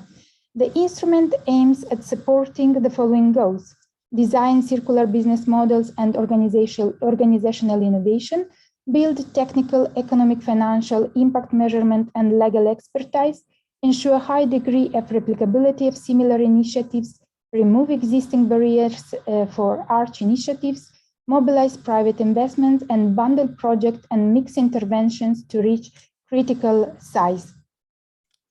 So the investment readiness facility can support activities such as, for example, feasibility studies, executive designs of works, financial and economic analysis, and so on. As mentioned, the impact measurement framework of Work Package 2 can be also applied in the ex-ante perspective for the selection of the proposal to be supported via investment readiness facility. This ex-ante assessment will become the impact baseline within the future investment contract to be periodically monitored during the whole investment period. The investment readiness facility shall valorize innovation in relation also to the mobilization of the investment program and financial engineering. Finally, the investment readiness facility can be bound to the successful implementation of the supported investments through the application of a leverage factor. The leverage factor here means that for each euro invested in the technical assistance under the form of grant for adaptive reuse initiatives, the private funds mobilization should equal at least to a certain amount. And the last financial mechanism is the revolving circular impact fund. In accordance with CLIC project objectives, the main impact areas of the fund investments are directly linked to the Sustainable Development Goals, Green Deal, with focus on adaptive reuse, cultural heritage, and culture and education. The revolving circular impact fund has been designed based on several main features that you see on this slide. So the fund can be publicly owned with private co-investment requirement. The private co-investment can also be financed through crowdfunding. The co-investment approach goal is to enhance leveraging private investments for the achievement of sustainable development of adaptive reuse. The fund will also adopt a revolving approach with the meaning of a pool of patient or permanent capital to be dedicated to specific circular adaptive reuse initiatives, with the restriction that the money are returned to the fund to be reused for similar activities.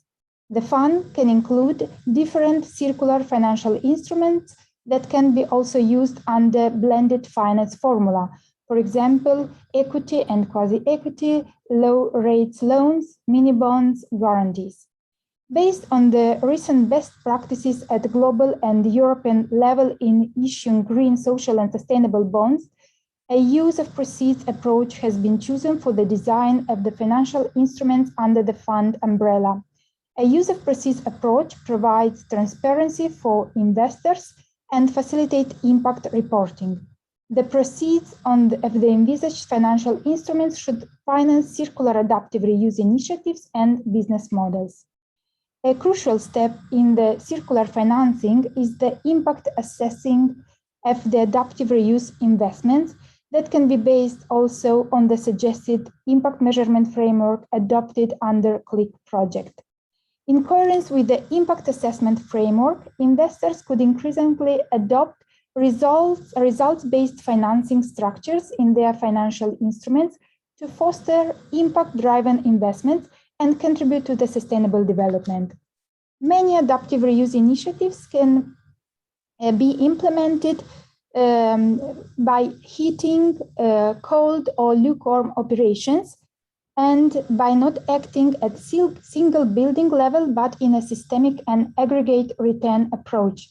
This can be achieved through bundling the investments, which allow the creation of critical mass and synergies with both high financial returns as well as more relevant social, cultural, and environmental impacts. And the last slide is just a simple example, supposed, for example, for the case of Salerno City, of how it is possible to create synergies among the three financial mechanisms. So we have distinguished between large projects and small projects. Large projects are usually potentially provided through hybrid PPP, for example, for the rebuilding and adaptation of the cultural heritage and its use and operation. Before going through a hybrid PPP, it can be necessary to enhance the maturity of the project. So investment readiness facility at regional level can be implemented for example, the design of sustainable adaptive reuse, for the master plan, for the economic and financial planning, legal expertise, impact assessment, etc. At the same time, the circular financing from the revolving fund under the form of debt or equity can be provided to the private partner that is implementing the PPP. In the case of... Thank you. I'm too long, sorry? No, you should conclude because... Yes, and something very similar for smaller projects then can be implemented by a profit or non-profit organization inside using the spaces of the adapted cultural heritage.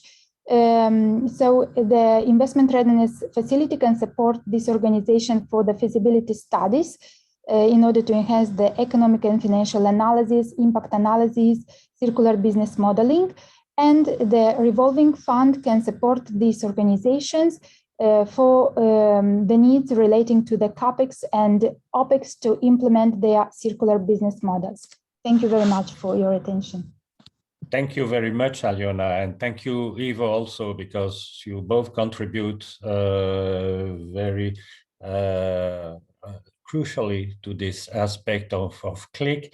And and this is a good teaser to look and go to the deliverable that presents all these different techniques for whom are interested in dealing with such question.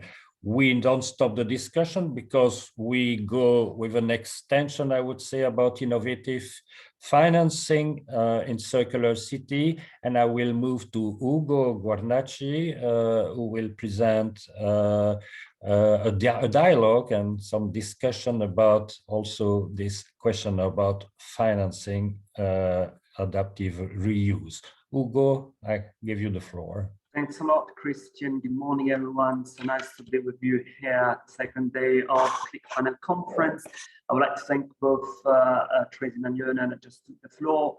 And I'm thrilled today to be the moderator of this dialogue on innovative finance for cultural heritage adaptive use for circular cities. And we have two actually key speakers on the topic, Professor Pierluigi Sacco and Bonnie Burnham. So let me just introduce them to give you a bit of information on their area of expertise. Professor Sacco is Professor of Cultural Economics at the IULM University in Milan. He's also a scholar at Harvard University and senior advisor at the OECD Centre for Entrepreneurship, SMEs, Region and Cities. His work is very relevant at the EU level, not only because until 2019, he was the advisor of our Commissioner for Education and Culture, but also because he's part of the expert group, the European Council for the Work Plan on Culture 2019-2022. And as an economist, I particularly appreciate the background paper he recently curated on the role of culture and well-being, also highlighting the importance of culture in the post-COVID-19 pandemic. Bonnie Burnham is the founder and president of the Cultural Heritage Finance Alliance. Therefore, her expertise is also crucial for today's debate. Bonnie led the World Monument Fund from 1985 until 2015, and she's presently the president emerita.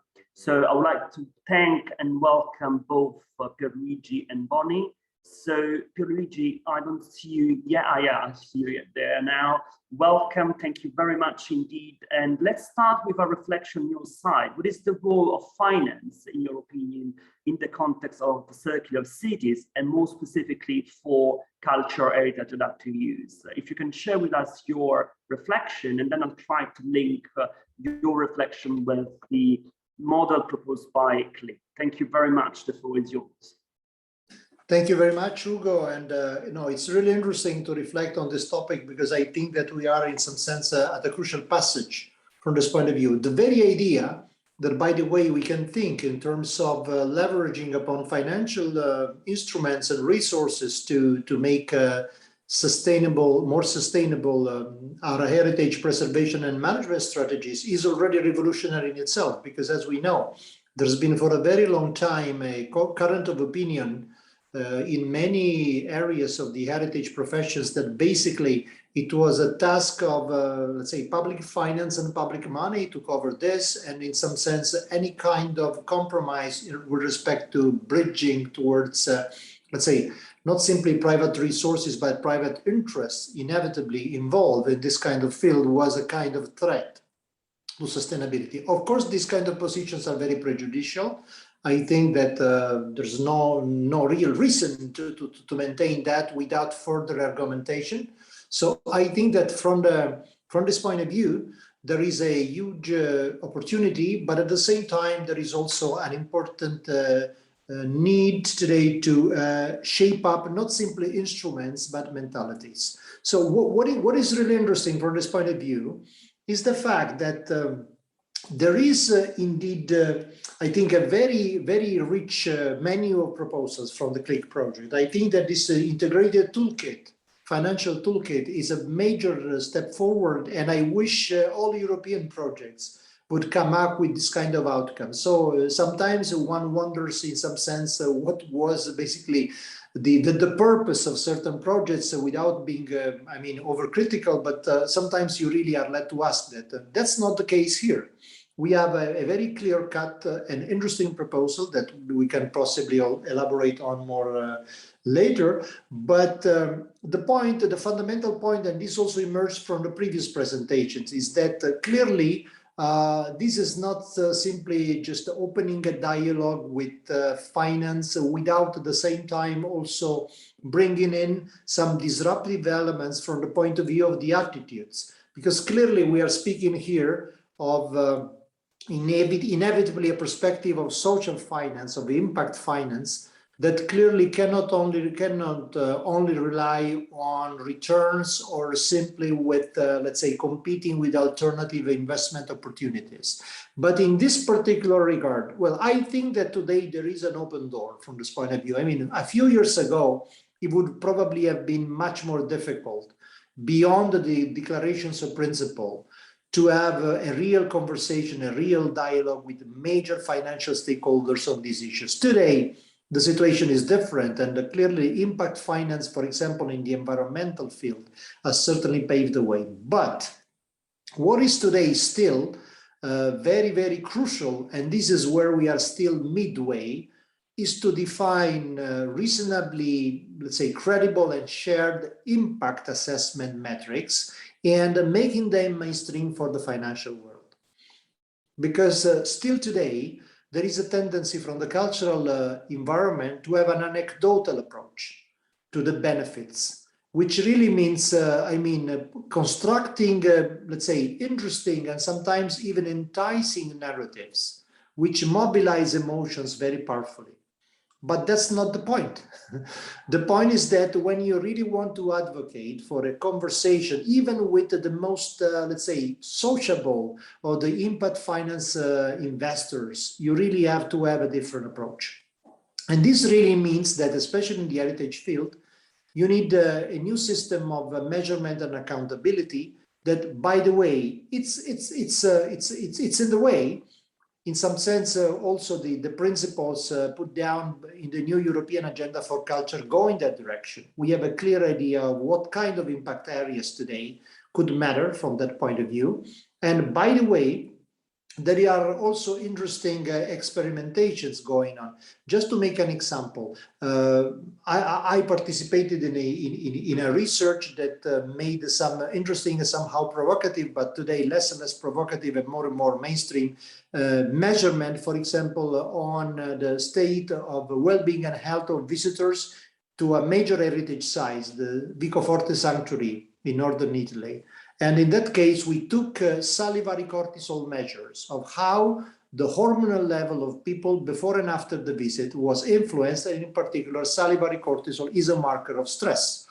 And we were able, for example, to determine that the level of drop of the salivary cortisol rate after the visit was much bigger than what it could be expected through the normal circadian variation of this hormonal level, which means that the stress release effect of a single visit to a heritage site for visitors was significant. So if you, for example, systematize this and start to think, for example, in terms of how heritage can be integrated into a coherent perspective of cultural welfare, also including the fact that, of course, an experience-bound model of, for example, use of your time and so implicitly consumption also goes in the direction of a circular economy logic, because you are diminishing the material intake that is related to certain forms of consumption.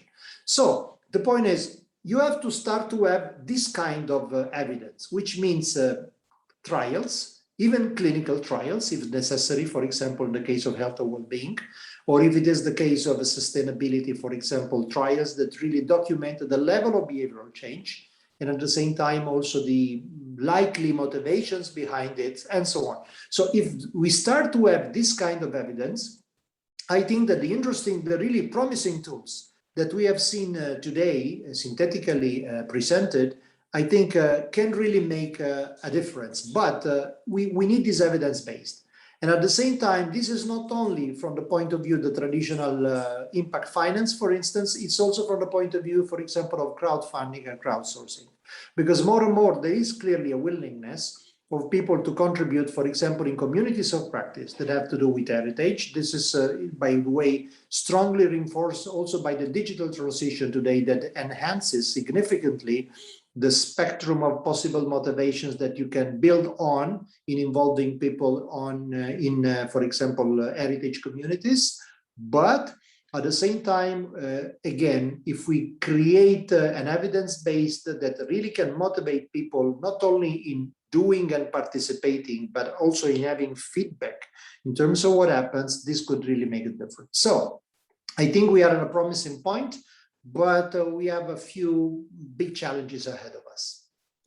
Thanks a lot, Pierluigi, for this very inspiring reflection. I noted down some of the elements as a project advisor for CLIC. I've been quite mentioning to them over the last 2 years and a half at least. First and foremost, this distinction between finance and funding that you highlighted also at the very end, that we sometimes tend to think that finance and funding are the same things, although being related, they are not. I also took note of this, folks that you started by taking the case of the integrated financial toolkit of CLIC, which is indeed, and I agree with you, a very interesting output of the project. And trust us that it's not been easy to put together this toolkit for the reason you've been highlighting. Also that the financial sector is quite established and it's not that easy to move across the dimensions between disruptive elements in a quite established market. But I think what you said, shifting mentality and not only shifting tools, really resonate to what Professor Fusco-Girardi presented yesterday in the framework of circular economy, or what Christian Ost presented when he was talking about the CISHI program in Czech, building this new mindset of business. Is very interesting indeed. And I think also I couldn't agree more when we talk about the link between natural and cultural capital. There is also a lot that we can learn from impact finance in the environmental field. But yet again, and here I quote you, we should avoid anecdotal narrative. And I think, for anyone that did a bit of study of economics, we should also, I would add, avoid the classic endogeneity error. And therefore, I think what is really interesting here is what you said, how we should maybe push our European and EU funding research innovation action to define indeed impact assessment metrics that are also based on trials. And I think at least within Horizon 2020 and Horizon Europe as well, we are pushing a lot this behavioral experiment from bioeconomics, but not only from economics, from this multitude social sciences, psychology and others, really to also try different trials when actually looking at the different sources of funding and finance. So thank you very much for this first reflection. I hope we could have some more minutes afterwards to reflect upon with you, but I'll also ask Bonnie, I know that you have a PowerPoint presentation, Bonnie, to share with us your insight on this topic of innovative finance for cultural heritage. Bonnie, the floor is yours. Thank you very much indeed for being with us today. Thank you very much. I did put together a presentation quickly in anticipation of this event today, and it's going to be echoing a lot of the things that have already been said by Tracy and by Aliona, because I think the research that Chief has been doing over the last couple of years is very parallel to the CLIC program in Europe, and looking globally at where there have been successful examples of cultural heritage as the centerpiece for local development, what made them successful and what we can learn from those examples. Certainly Tracy's research in terms of identifying for demystifying the financial mechanisms that can be brought together in order to provide financing has been very groundbreaking and informed our research at CHIFA tremendously in terms of not only identifying success factors, but trying to plot a way forward for this field, which is not very used to working across boundaries between planning and development and finance. So I'm going to quickly review the work that we've done to date. CHIFA was launched late in 2019, and the first thing that we encountered was the COVID pandemic, and therefore shifting our emphasis, I think, in quite a positive way for the outcome, to looking at successful models for heritage regeneration. We focused on 6 sites and entities around the world that have made significant impacts in their communities and how those were structured. And quite interesting in terms of the outcome was that we found a range of different models, ranging from those that were really highly structured by the government to others that were entirely the product of private initiative and private finance.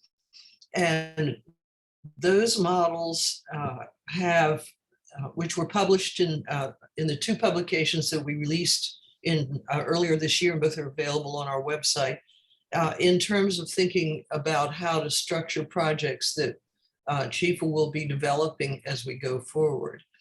And in the context of the proposal of a creation of a revolving fund, I just want to call attention to one project that we looked at, the Architectural Heritage Fund in Britain, which since 1976 has been providing loans to heritage management entities across the country that were created with the specific purpose of managing individual properties, and the huge impact that that fund has had, but also their track record in terms of evaluating impacts and communicating those back to their governmental sponsors. It's the funding that they have access to has largely been provided by the British government over a period of cycles. And so they really do have to be able to demonstrate that they're having performance that warrants that investment. So I think the thing that we've learned through that research and through our experience in now mobilizing a set of case studies that we can use to convince the financial marketplace that this is a valid idea has brought us to the conclusion that there isn't really, there aren't many projects that are ready for investment. There may be a willingness on the part of local entities to entertain wider opportunities and options in terms of how they find financing for heritage projects. And the current very negative environment in terms of public financing and the demands on public money, I think only underscores the opportunity that we have before us to find a new paradigm. So we've chosen to take an intermediary step and develop a methodology that will help to bring projects to a state of readiness, very similar to the facility that Aliana was describing. Right now, we're working primarily with partners in Latin America and in Africa, but trying to develop a process that will be applicable by almost any entity and in almost any environment in the world. You have a particular opportunity, I believe, in Europe to develop heritage finance engines because of the commonalities that you have amongst countries in terms of legal systems, in terms of cultural issues and cultural understanding and traditions in common. The fact that there's a pipeline that already exists within the European Union financing that can be used to advance projects with public funding, and the monetary unity of the euro, which serves to reduce the risk for investors across national borders. So all of those are good arguments for the creation of a revolving fund, as well as facilities that advance project development, which is another vehicle that's used by the Architectural Heritage Fund in the UK. This slide shows a four-step process that Chifa has identified as the way to move from an expression of interest in a given project in a given site or community to actual implementable projects. These are fairly conventional processes. Feasibility study, framework plan are typical to planning for architectural projects and also for heritage sites. The financing and enabling stage is a new development for those of us in the field, and I think where we really need to focus our energies in terms of breaking down the silos between heritage and the financial sector. But I think the all-important determining factor will be the creation of a management structure that is capable of taking this process from beginning to end. This slide shows the feasibility study process. Again, a very straightforward planning process, starting with identifying a vision to selecting pilot projects within the local framework and bringing them to stakeholders and presenting them to the community.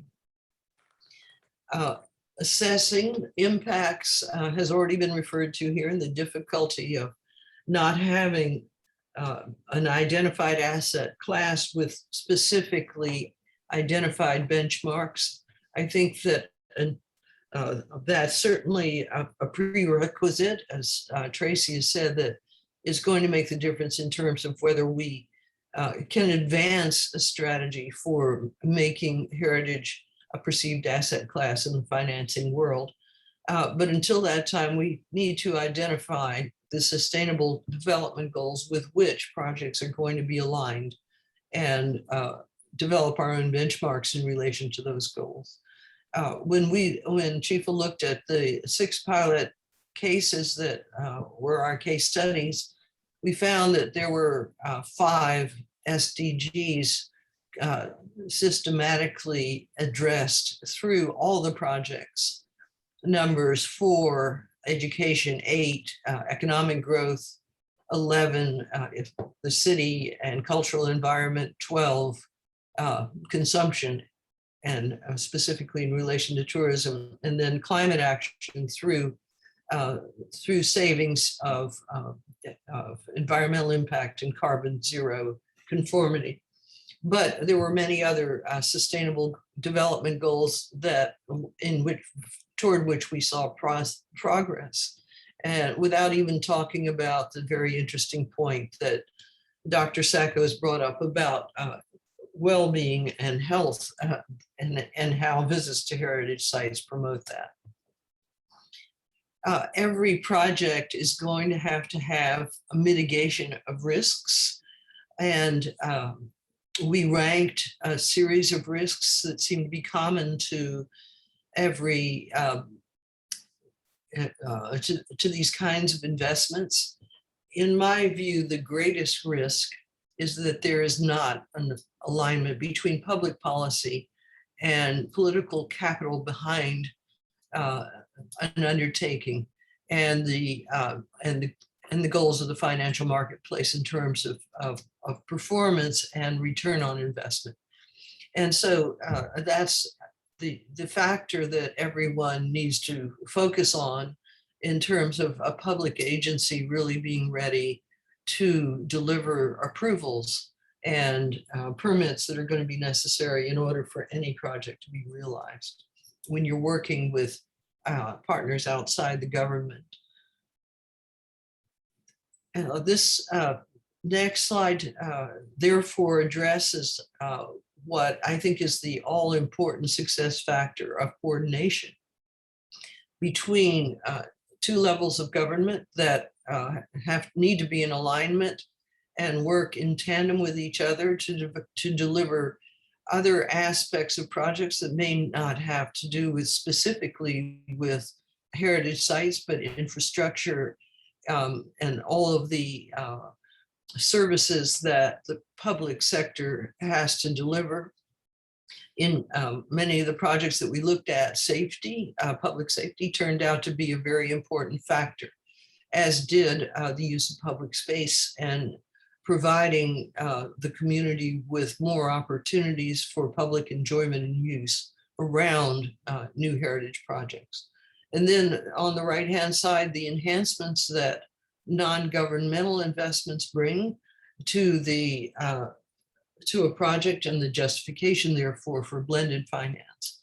But the all-important central pillar is the government's and the national government's willingness and ability to provide the coordination necessary and deliver what it needs to deliver in order to enable projects to move ahead.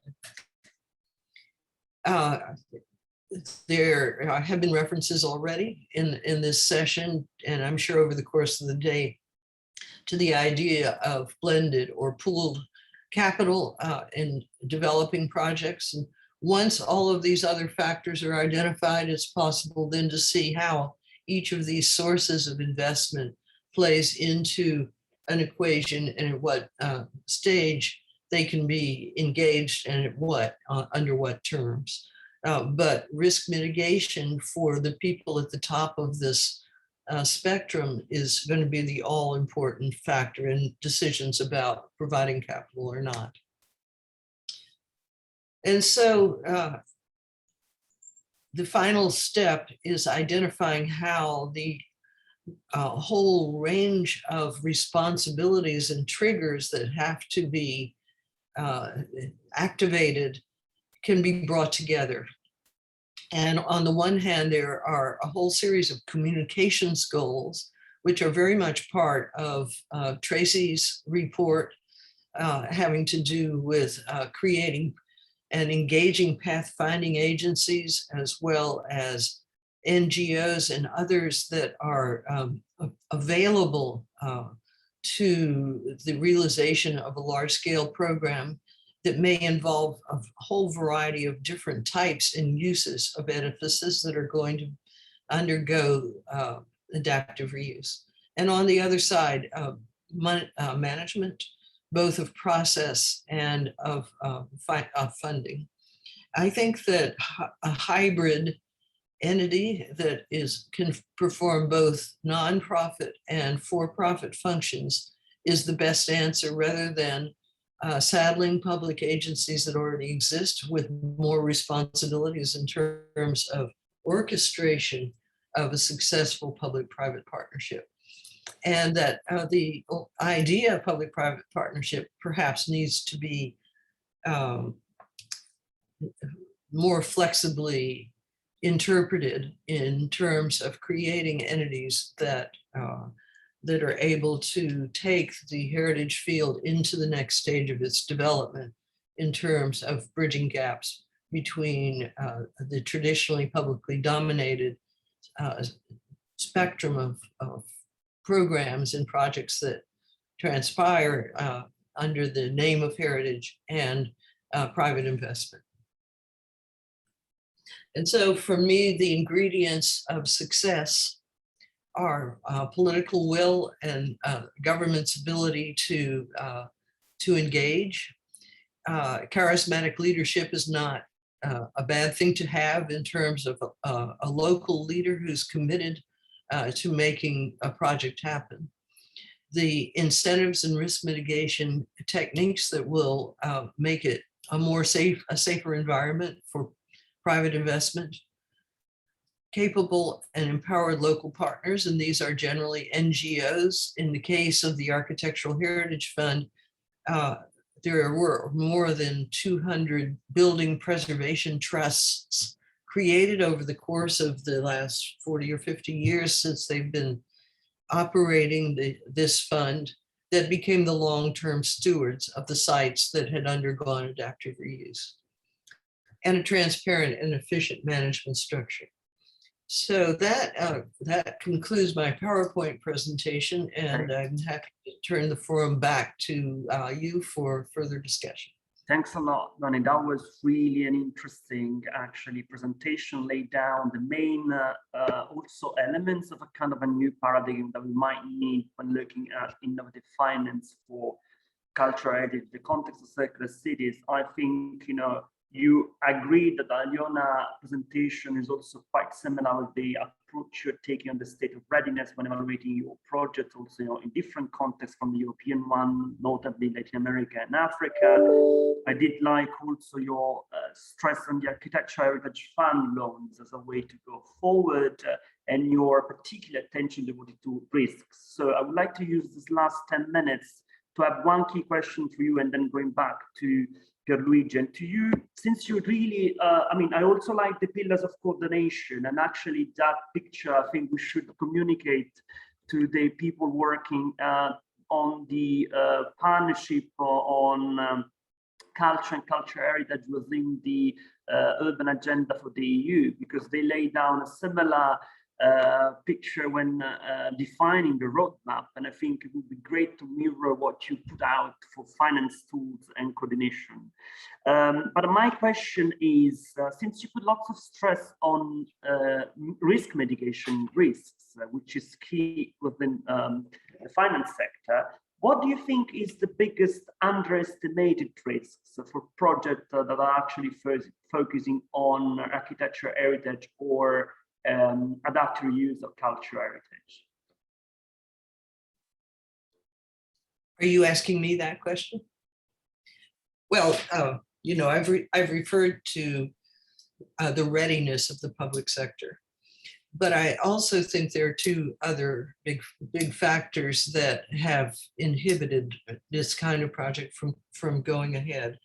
One is the lack of recognition that cultural heritage plays a big role in local development, and that I think there's an assumption on the part of people who are very engaged with civic issues and with urban development that the heritage sites will just sort of come along and take care of themselves, and you really need to focus on infrastructure and on environment and impacts and those kinds of things, and social issues, and heritage is not yet seen as an engine for this kind of development and as an anchor for public well-being.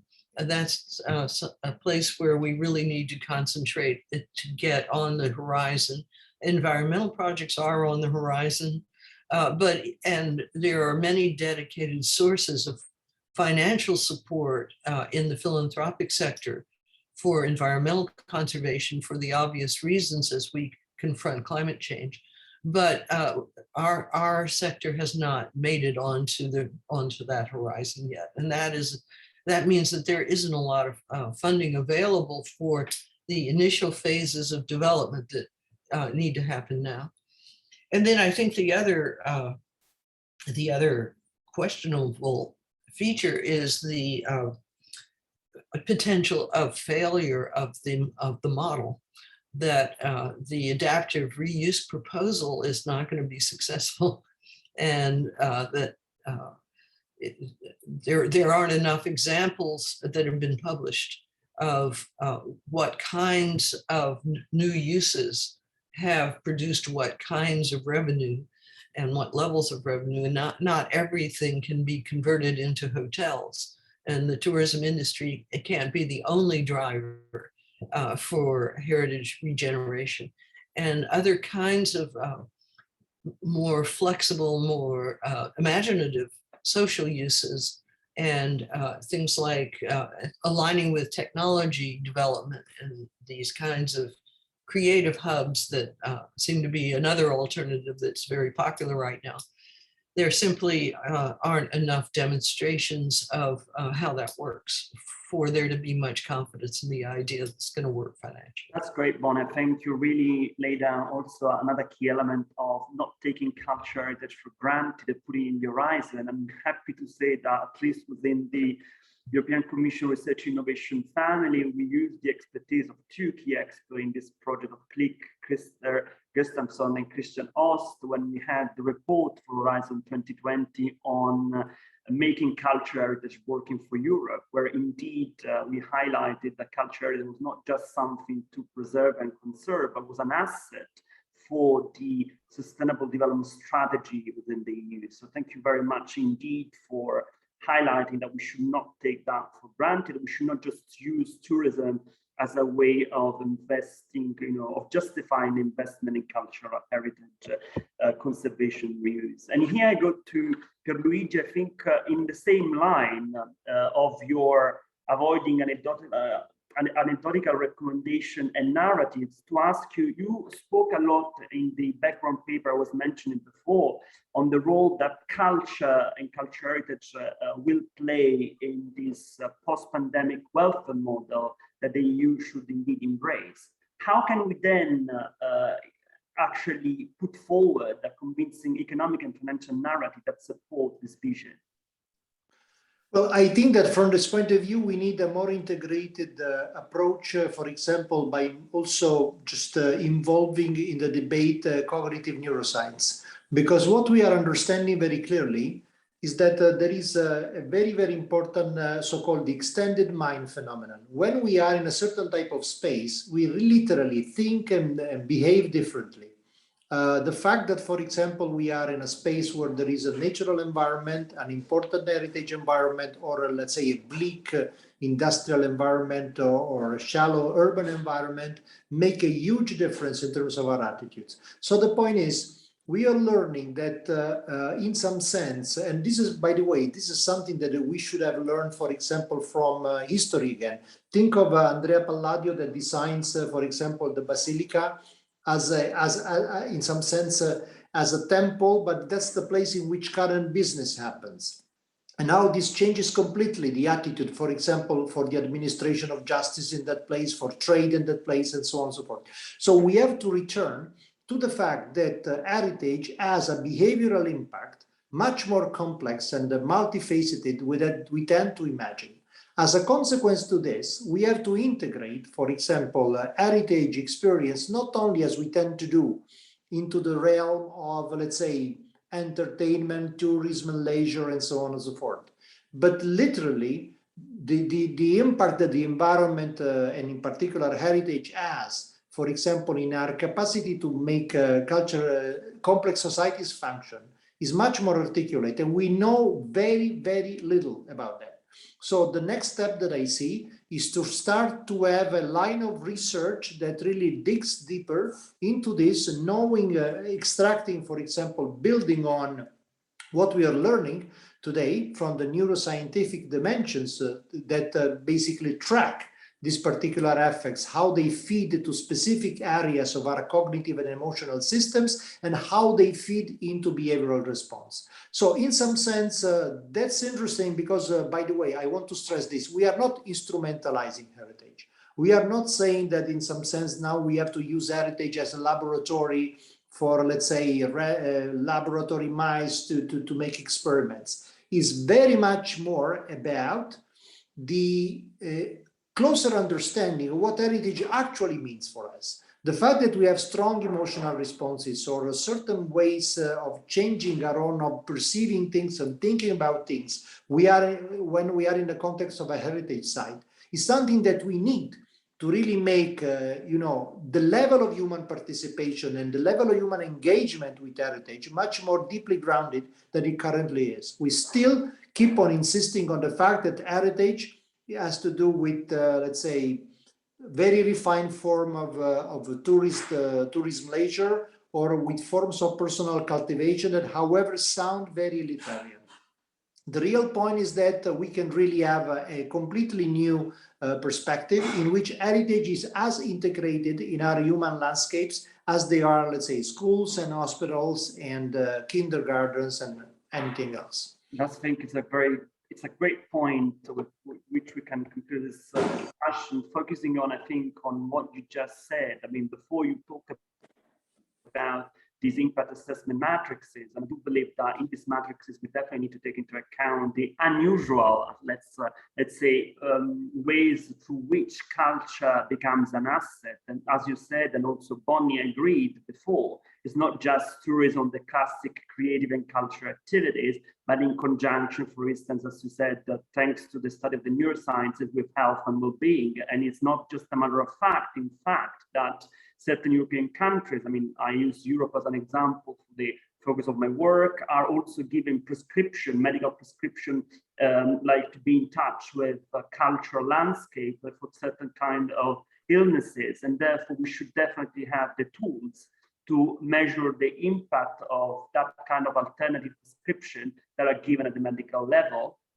And therefore, we also need to embrace those tools. And I'm thinking about the public good games in behavioral science that are indeed are measuring how our perception are changing and how it has an impact on our willingness to pay when we are closer to a cultural landscape, for instance, that we're not. So I guess your, let's say, final intervention together with what Bonnie has just said, really help us to wrap up the session to say, I mean, as a project advisor, I'm super proud of the project CLIC, because really this entailed this kind of making cultural heritage not only an asset, but also a key production factor within the circular economy approach, and therefore reflecting also about closing the loop also in terms of cultural heritage that we use. So the processes, the production, the consumption, and what do we do with the waste in conceptualizing both in terms of material and non-material terms. So without any other further ado, I thank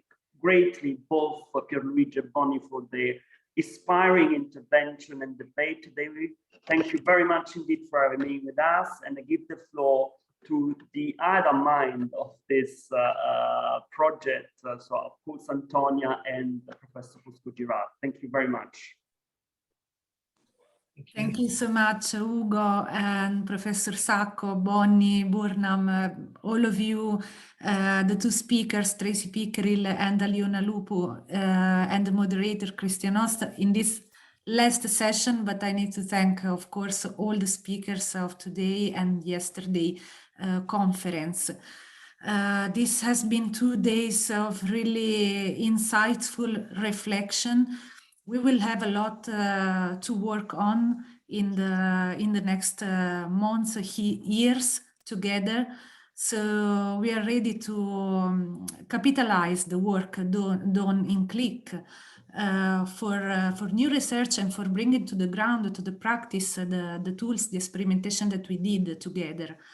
So now I would not take much time. I would just pass the floor to Professor Luigi Fusco-Girard, who will surely conclude with his usual reflection and great ideas for the future.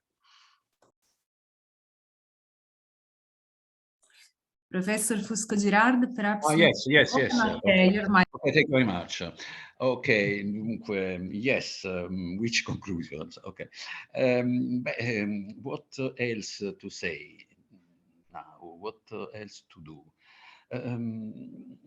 I am really satisfied for the outcomes of CLIC project, and also, naturally, I am very satisfied of these formal today's presentations.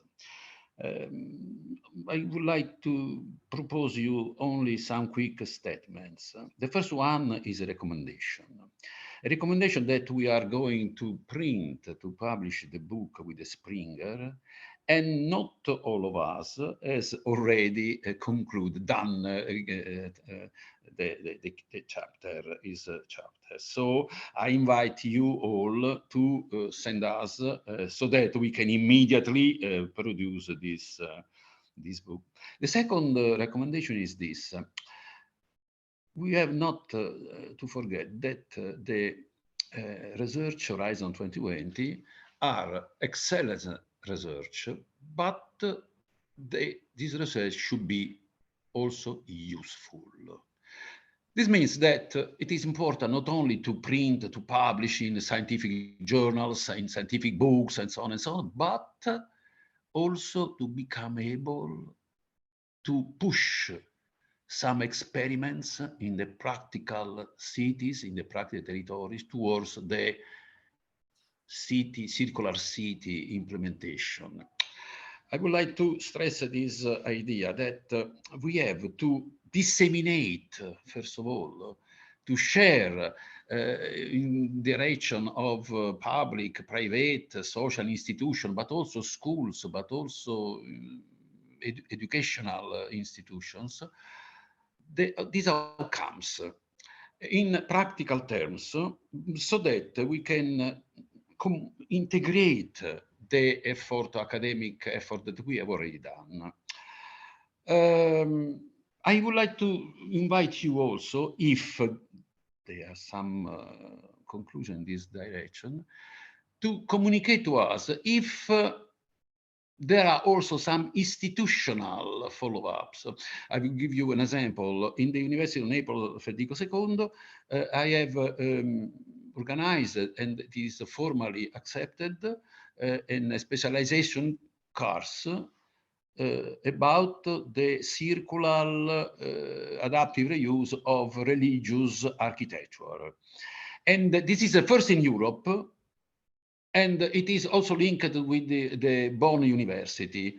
So that I don't know if, for example, in Vassa Gotland, I understood something very interesting, but also in Salerno, but also in the other city, it is possible to identify some analogous diciamo, follow-up outcomes of in practical terms, in experimental terms, in yes. The third statement is about this idea. I have a call this morning with the editor Franco Angeli. It is an Italian editor, but he makes books in English. And he accepted this initiative, of a kind of manual, a kind of operational manual about the tools for implementing the circular city, starting from cultural heritage. This is a manual in English, naturally, but I invite you all, also the speakers, if you are interested, to think about this initiative, and that we will conclude in the next year, in 2022. About other possible activities. Yes, I really hope that what Ugo Garnacci suggested, that we can meet again in a new CLIC second part initiative. I really hope this. Why? Because I am really satisfied of this experience, and I know very well that no research is ever quite complete, because the research is structurally evolutive and evolutionary. So this means that we are in a process. We are not in a point, we are in a process in the time. So I really hope that we can organize something, and the manual is an occasion. My experience, yes, 14 partners. It was not very easily to coordinate. And you know very well how many difficulties we have received from UCL. And the first month, also Anna Pereira that communicated me that she was not able to, but at the end, 15 subjects coming from 15 different fields, showing me that it is possible to go towards the unity in these differences. It was a very interesting experience in this term, that against all the differences, but the differences are precious for rechanging, recombining ideas in evolutionary perspective. Don't forget this adjective, because it's the key adjective of CLIC. So this moment I want only to conclude with very many thanks to you all. to you all actors of this CLIC experience for your participation. I remember the first time that we meet in Naples for the kick-off meeting with the uncertainty and so on and so on and so on. Okay, I am very, very happy. I am very, very enjoyed and very this fine experience. And I thank you again. And I have to thank in particular Antonia Gravagnolo. Yes, it's not possible. No? Si dice un applausi, si dice applausi. Okay. I have to thank Ugo Vernacci. Applausi! Why? Because Ugo is not a project officer, it's not but it's not a bureaucratic man. It is a friend. And it has been very important for reorganize all the. I want to thank again Massimo Clemente, the new director of CNR, and I want to thank in particular Alfonso Morvillo. Why? Because this CLIC experience began, yes, 3-4 years ago with Alfonso, but Alfonso, in each moment in which I asked him to sustain, he told me, no problem, in each moment. And I want to thank you again, him, and you also, for this very, very fine experience. Thank you very much to you all. Thank you, thank you. So don't let me speak because I will cry now. I have a small surprise from from Ruba, from all of us. And I stopped the microphone because it's end for me.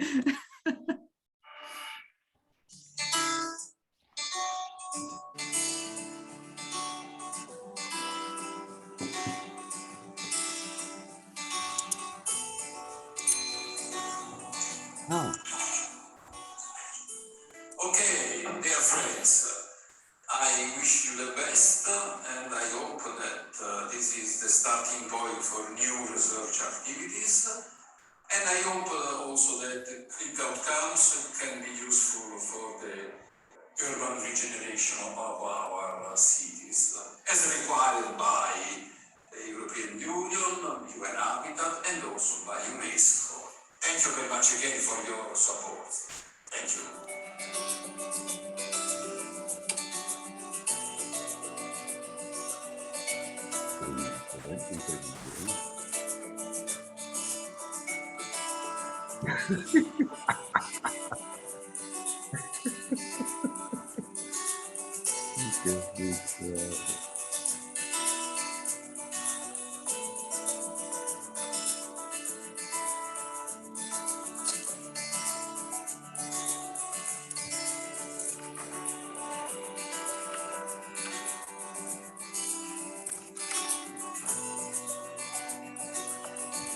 Hi everyone. Oh, can you hear all those clicks all over Europe?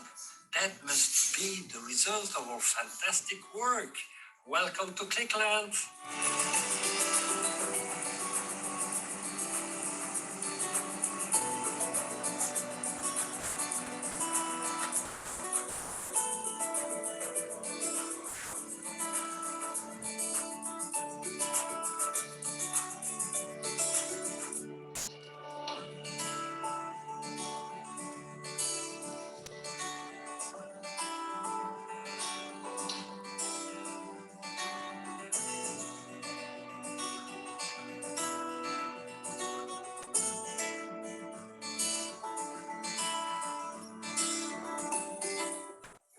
Hello, I'm Marco from the University of Nova Gorica.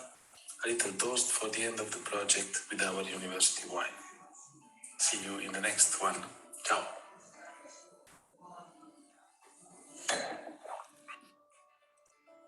CLIC means clever, lovely, impassioned colleagues. I'll certainly miss you.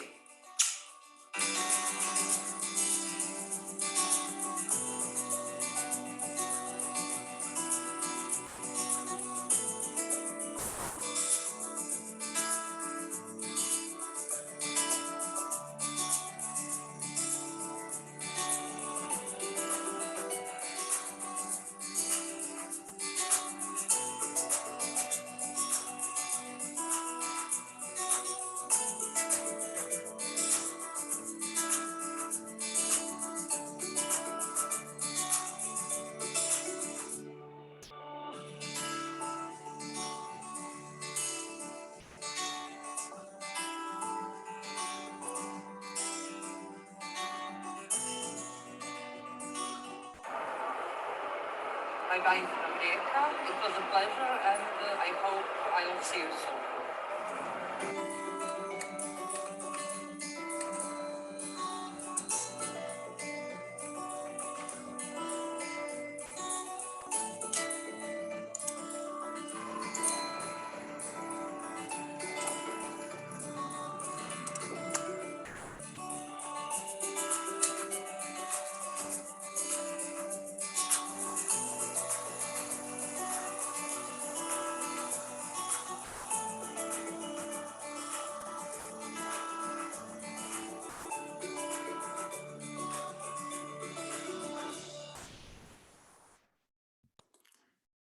Now you're all allowed to cry. Thank you. Thank you so much. And goodbye.